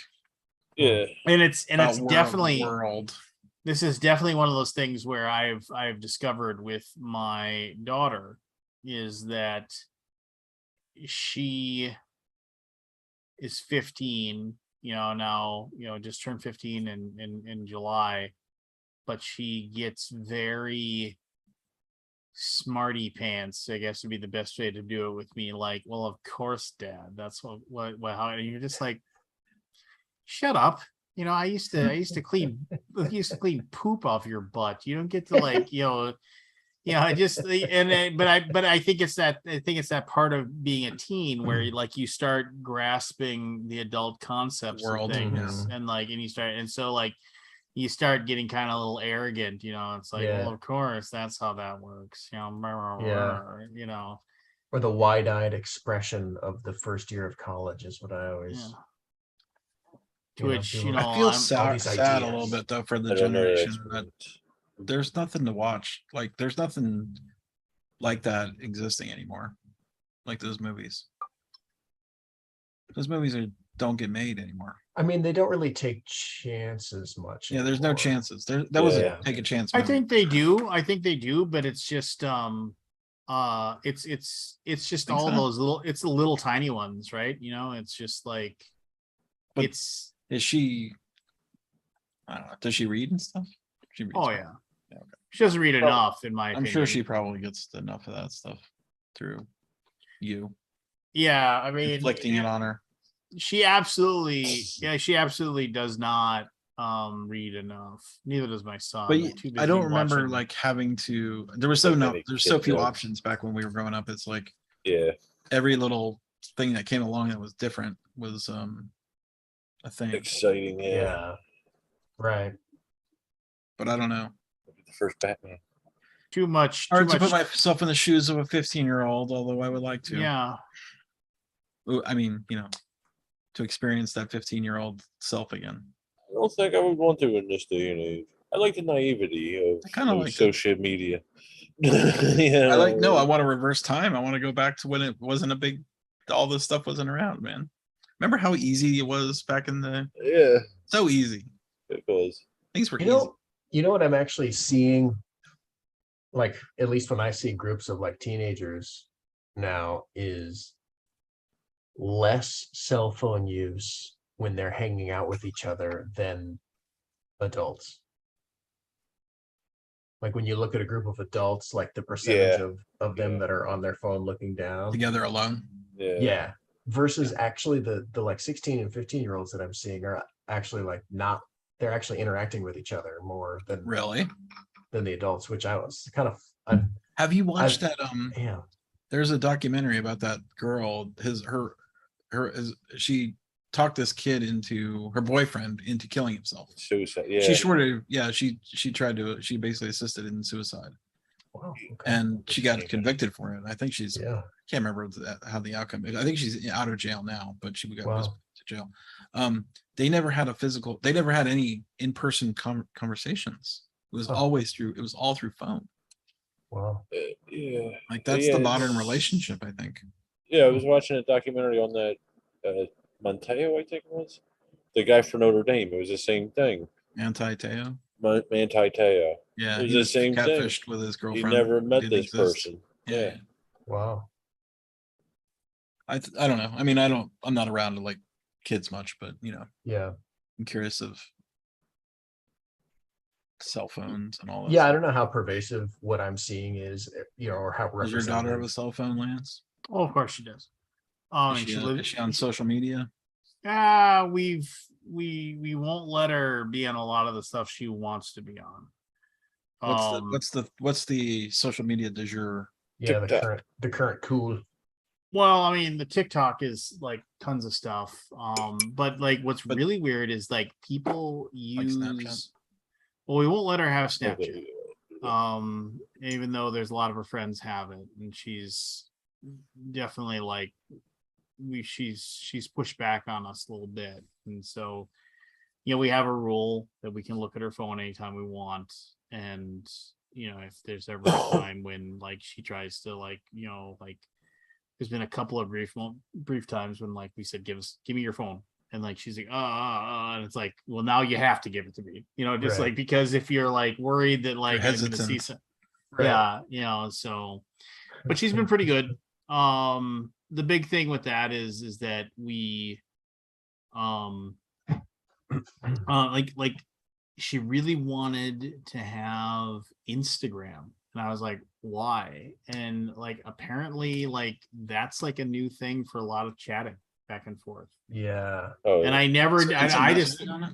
yeah, so I was thought like Instagram, that's just I'm gonna go look at somebody's Photos. posts. But No, Photos. it's getting really big lately. Yeah. But now like her group of friends, they all kind of have these like weird, and I mean, I'm not going to get too much into this, but I mean, like she recently had like, and it was tough. It was actually really weird. We were on our trip to go to the Minnesota State Fair, and she was sitting on her phone and she was getting upset, and I was like, what's going on? And she like, one of these people that was in this group of like 5 or 6 people that's in this like discussion group that like everybody talks, so it's for, so 5 kids can talk, 5 or 6 kids can talk to each other all back and forth. Yeah. And then one of them left the group chat, like drama, right? And you're just like, well, just who knows what her problem is, just whatever. Did you say something mean to her? No. Okay, well then, don't worry about it. Right. Then, and then of course she found out that like she didn't want to be friends with any of them anymore because she had a different group of friends she wanted to hang out with, all this stuff. And I was just kind of like, well, I mean, it's tough to explain to a 15-year-old, well, if they don't want to talk to you, you can't make them talk to you. Right. And you just kind of have to like, I mean, I've even recently in the last like 4 or 5 years, I've had like 2 or 3 friends that I had for decades, people I went to high school with, that like literally like a door closed, and in like one case I closed the door because I was just like, dude, you suck, I just can't, you're not fun to be around anymore. And then one, the door closed and like nobody has any clue, like I literally just vanished out of our lives. The guy that we played D&D with for like 15-20 years, he just up and just stop responding to phone calls, text messages, things like that. Just doesn't say anything, and it was just like, and I was annoyed by it for like 2-3 weeks, like, yeah, and then you're just like, eventually you're just like, well, whatever, that sucks. But but how do you tell a 15-year-old girl that, you're just kind of like, or a 15-year-old boy, I shouldn't even specify, it has to be a girl, just a 15-year-old teenager, and you're just kind of like, I said, the only thing you can do is just reach out to her and say, I'm really sorry if like I did something to upset you. I think I like to consider us friends, and and just let it sit there. Yeah. And I was like, but I said the biggest thing is that you don't talk shit about her behind her back. Just don't be that person that now you're gonna like, and if other people are trashing on her, I mean, I understand you might not want to stand for your friends, but don't engage. And then if you are comfortable, you should tell them, hey, look, let's just not talk bad about this person. Let's just, and I tried to impress that on her, and it's just like, and she's just bawling. And I'm just kind of like, in the back of my head, I'm like, it doesn't fucking matter. Who cares? It's just like, you want to say that because the end of the world, though, man. oh yeah, I've been through that. We've all I been mean, through that. Well, I remember being 15, Oh, yeah. 16 and in high school and having friends that I thought were my friends not being nice to me. It's the worst. Yeah. It's just the worst. And like, I was but thinking also, about that the other day, actually. One of my friends who's on Facebook was part of that group of, like that I got ousted from. Yeah. yeah. And I'm like, And I remember when you ousted me when we were in middle school. and I just sat there but I wanted to just sit there and say, it's just Makes a like, big impact. who fucking cares? And I Yeah. remember my parents said the same thing to me. Who fucking cares? Just get over it. But I was trying to put myself in her shoes and just say, Yeah. and it was like, just try to be nice. Part of the world. Concentrate on. She gonna be driving next year? Yeah. And that was the other thing that pissed me off too. And then she said, oh, well, yeah. And then she found out the next day, like a few people were talking crap about her. And I said, don't join in. But then like somebody else in the group was like taking screenshots of the conversation and sending it to the other girl. And I was just kind of The like, modern day now must be so hard. Yeah. And then they're like, Right. and they were like, yeah, so now she's mad at me. I was like, well, did you say anything bad about her? And I didn't look at her phone. So I mean, I don't know if she did or not. She said she didn't. Yeah. And I was just kind of like, well, she's probably upset with you because you didn't like stick up for her or something. And I said, and who is this piece of shit friend that's sending shots of the conversation, being that person's little spy? I mean, I'm just Snapchat, like, you couldn't do that. Oh, it's not Snapchat. no, it's not Snapchat. Okay. And I was So like, that's- and I was just like, that person's a garbage human. You should tell that person you don't want to be friends with them anymore. Right. Yeah. Being the little You've got a spy instigator in the group. being that little instigator. Oh, let's talk crap about this person. Oh, click, click, click, click, send. Just like, Yeah. Right. It's just teenage drama. I chucked that up. If we had cell phones back then, I'm sure the same thing would happen. Nah, I would be respectable and Yeah, you see that now. yeah, This is no, 40 years ago, I get Lance. it. I mean, I get it. It's 40. Come on, man. I didn't pass the Wilford Brimley line. 35. Sorry. Wilford Brimley. I was 15, 35 years ago. Yes. So I mean, but I mean, it's one of those things where it's like I try to put. I'm not good at it. I am definitely. I interact with my children more on a level of, I don't know how to put this. I'm the one they're scared of. If they screw something up and I'm the first person to find out about it, You're the enforcer. they are imminently more terrified of the results than if their mother finds out about it. And my son, like for example, my son broke one of his controllers for the Oculus. I think I might have told you about this, but he was playing with his VR in his room, and he got excited because he was playing games with his buddy, and he hit the side of his wall and shattered the side of it. It still worked, but the thing was all busted to heck, and it was only a matter of time before it broke even further. So it happened in the morning. We went as a family out and did a whole bunch of stuff, and then we got home, and he confessed it to his mom. And I was just sitting outside on the deck, like reading a book. I was laying on my hammock, just like reading a book, trying to enjoy the rest of the day. And he came out and he was like white faced because she made him go out to say, and hand me the controller to show me that he broke the thing. And I mean, and admittedly, Like I had this like rage, like, what are you doing? Just like, but then I had this thing, what happened? Just that kind of thing. Cause he was already crying. I was just like, what happened? And and he could barely breathe. Cause and that made me feel bad because he was terrified of like me. And and then he even came out and he said, I'll pay for, it's like, I have money in my bank account and I'll pay for the new one. Can you please order one of these for me? And I was just like, and then that's actually, and I'll say this, man, the people at Oculus, once the damn thing didn't work anymore, we sent it back and they sent me a brand new one and they were super cool about it. And they got everything fixed. They want they want that system to make it. They're going to spend all the money in the world to make it happen. And then they're not going to be stingy. And that was with the Oculus Rift S that I have still plugged that hasn't been used ever since he got the Oculus Quest. And then with the Oculus Quest, man, I contacted them. I was like, because I was trying to buy one off their website and it wouldn't let me buy it. It was like, yes, they're in stock, trying to buy it, wouldn't let me do it. It was just the most asinine thing. And so I finally contacted their customer service and I said, yeah, I can't buy this thing. It won't let me. Could you just let me put an order in for one of these? I want to give you $80 and send this to me. And the guy's like, well, what happened to him? And I said, my son hit it against the side of the wall. The thing's broken. And I was chatting with him. He's like, can you send me a picture? Send him a picture. And he looked at it. He's like, send it back to us. We'll send you a brand new one. I was like, really? I was like, they're subsidizing that system. And I was just like, I was like, that's super sweet. He's like, yeah. And he sent me a label. He's like, just put it in the box. As soon as we have confirmation that as soon as we get it, we'll send you a new one. It'll take 2 days to get to us and we'll send you another one. Take you 2 days to get it back. My son had a brand new controller in less than a week. I mean, it was just kind of like, well, that's super nice of you. It was just, yeah, exactly. Oh, there it is. So did I tell you I bought one? Yeah, you did. I need to get my eyes fixed though. I can see it, but it's blurry.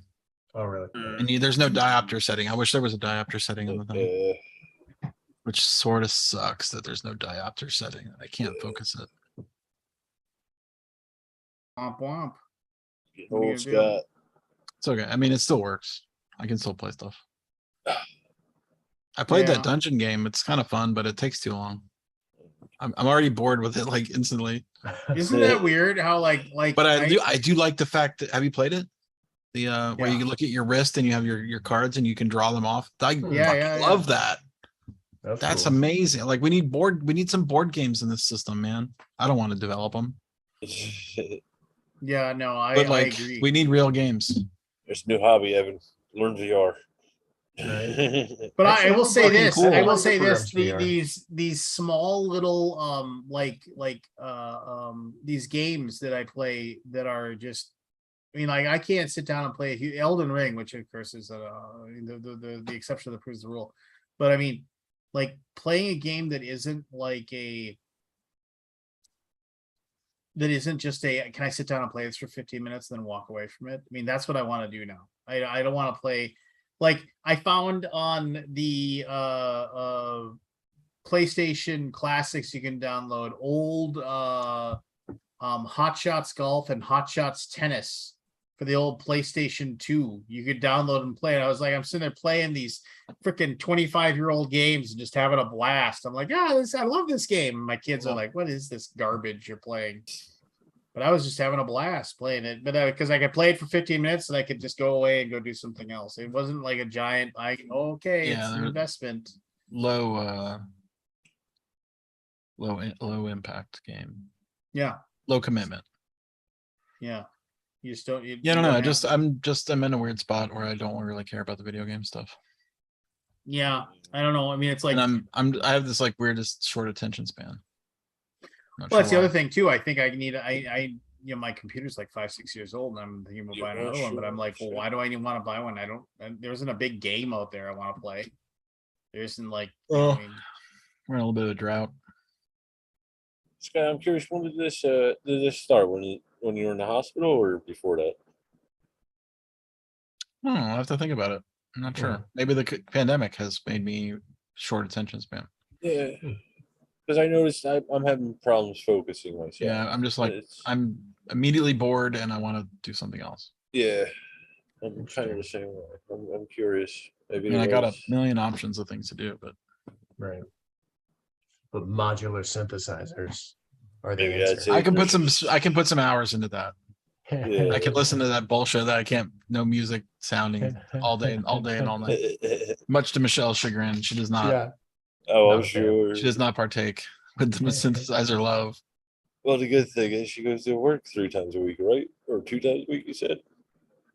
She's out of She the works house. in the office 2 times a week now. Yeah, There you she's out of go. the house. She doesn't have to listen to it. You get 2 days a week, Scott. I mean, I do what I want. You know, We probably have headphones. We too. know who's a king of that. I use speakers. I play. I Yeah. blast it. Yeah. I blast Take it out. this. Yeah, we know who wears the pants. It's the same here.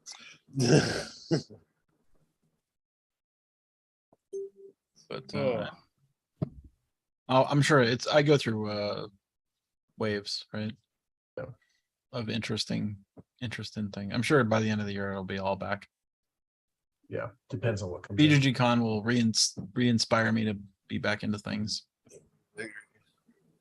Plus, I've been dealing with a lot of bullshit. Yeah. It sucks. COVID, that Yeah. fucking sucked. Yeah, Geek market shutting down, that fucking sucked. yeah, Going to the hospital, that fucking sucked. I'm ready Yeah. for another year. yeah. Well, it's already September. So. I'm excited for BGG Con. Yeah, It's looking me too. good. I think we have a good show coming. It's gonna be fun. I hope so. Somebody told me that you have crokinole set out in BGG Con. Is that Mhm. true? We do. I didn't even. Yeah, know they have all that stuff. We have tons of dexterity games. Did you not Man, see I didn't those? see it. All right. Oh, it's 'Cause all in the I've- lobby. It's all in I've the still it's all never in the played it. atrium. Yeah. Okay. Oh, It's also there's there's a guy who just all he does is maintain all those games. He's that's great. a great guy. In fact, he found my War of the Ring, which I thought I lost. He took it and made a box for it because it just was loose in the warehouse, which I'm like, it's gonna get destroyed. And I must have told him, and I totally forgot if I told him, and I'm gonna talk to him this weekend. Did I tell him to make a box or did I ask him to make a box? Because I forgot. Just do it. And then the War of the Ring has been missing for almost a year. And I'm like, where did it go? Where did it go? I don't know where it went. And I thought someone stole it. I know it is the one. Because you put $1,000 game in a Yeah. place, you never know what's gonna happen. Yeah. That's a big game, though. Well, I guess. I mean, I don't even really like the game. I don't want to just give it away though. I wanted to keep it. Like I think it's a cool thing. Yeah. I'm glad it came back. But yes. I thought I had written it off. I was like, I guess I lost it. Yeah. And then I forget, I think Christine, who manages the store and the building, basically, wrote to this guy and said, just on off chance, like, have you seen this game? Blah, blah, blah, War of the Ring. He goes, oh, yeah, I've got it. Like, what? Okay, cool. Anyway, indeed. I want to play that War of the Ring card game. I've got it. It's worth $1,000, don't you know? I took it. You took it? You borrowed it? Yeah, I thought I'd loaned it to somebody and I forgot who, which is like one of those deadly things that you can do in your life. That like you can loan things to people and forget, and then you're never gonna get it back because you don't know. That's and because they won't remember. Right. Yeah. Usually. No. Or they don't want to tell you. Right. That's why I just don't let anything out ever. Ever? The game's okay, Kabuki Kid, for me. I had some bad experiences with it with a certain person, so I will. I'll probably have to play it again with a different person. Yes, not Lance, because he's unpleasant to play with. Yeah, you are very unpleasant. Definitely not Lance. He's unpleasant. You are quite unpleasant. What did I say? You are unpleasant to play with. Is that what I said? What did I? Were those the words? That's close. Was that? No, that wasn't it. What did I say? What did I say? Like that. It was something along those lines. It was very funny. It made me giggle. Shane was sleeping and he basically woke up to you. He just said, "Ah!" You're unpleasant to play with. I think it's you are unpleasant to play with. That sounds right. Yeah, I was feeling grouchy. All right, it's almost 1:30. I'm gonna go to bed. Time All for right. Thank you everybody for tuning in. Sorry for the late start. You know, I had to make that fantasy Made up football for it. team. No, I already hate it. I already hate my team. So I mean, what are you gonna do? You already got trades working? No, I already just hate my team. I look at it and I feel like it's garbage and I just yeah, I don't know. You should have got a better commissioner. That's what you should have done. Yeah, well, I'm the commissioner. I don't know. I feel like I thought I made some good choices, but I don't think I made some good choices. I don't know. We'll see what happens. We'll see. Well, who cares? It's just fantasy football. You'll probably end up winning, Lance. You always do. Maybe I will, maybe I won't. I'll say this. I like it's one of those things where with my I never feel happy. I never feel happy unless and then Why do it? I don't know. I gave up. why. I just cut it cold turkey, man. I'm like, oh, I'm not gonna be in this year. Done. Yeah, I don't know. And then every year they're like, you sure you don't want to join again? Like, nope. My wife complained. We play Fantasy Realms like every night after dinner. Wow. And like every single time she complains about her hand, she's like, "Oh, I didn't get what I needed." And then she just crushes me. Right. Yeah, she complains about her hand and then just beats me. And I'm like, well, obviously your hands are doing all right. If I didn't get the thing, I would have got 60 extra points. That's probably what Lance. He'll probably be like first in the league the whole way through. He'll front run. Yeah. No, I don't think my team's gonna do real well. But anyway, who cares? It's just for funskies, and it'll be. Is what Tom it'll Brady be. playing this year? Oh yeah. See it. Who's he? He plays every year. Who's he playing for? Is he playing for The Tampa Bay Tampa Bay? Buccaneers? He stayed with the Tampa Bay Buccaneers. He went back, Buccaneers. and they Yeah. fired that coach, right? Or they moved him. I don't know. I think. What a weird thing. Well, What a weird thing. opening night tomorrow. So who's playing? Tampa and Rams. Rams and It's the Rams and the Rams Bills. and Bills. Yeah. Rams and Bills. Wow, what a powerhouse! Yeah, it'll be. What a good game. powerhouse! That's a game. So I'll be watching. I like football. I'll turn it on. All right, everybody. Yep. Carry Later. yourselves. That whole 9 yards. That whole thing. See you guys. Be good. Good night, blah, blah, gentlemen. blah. Bye, everybody. King ding dong, baby.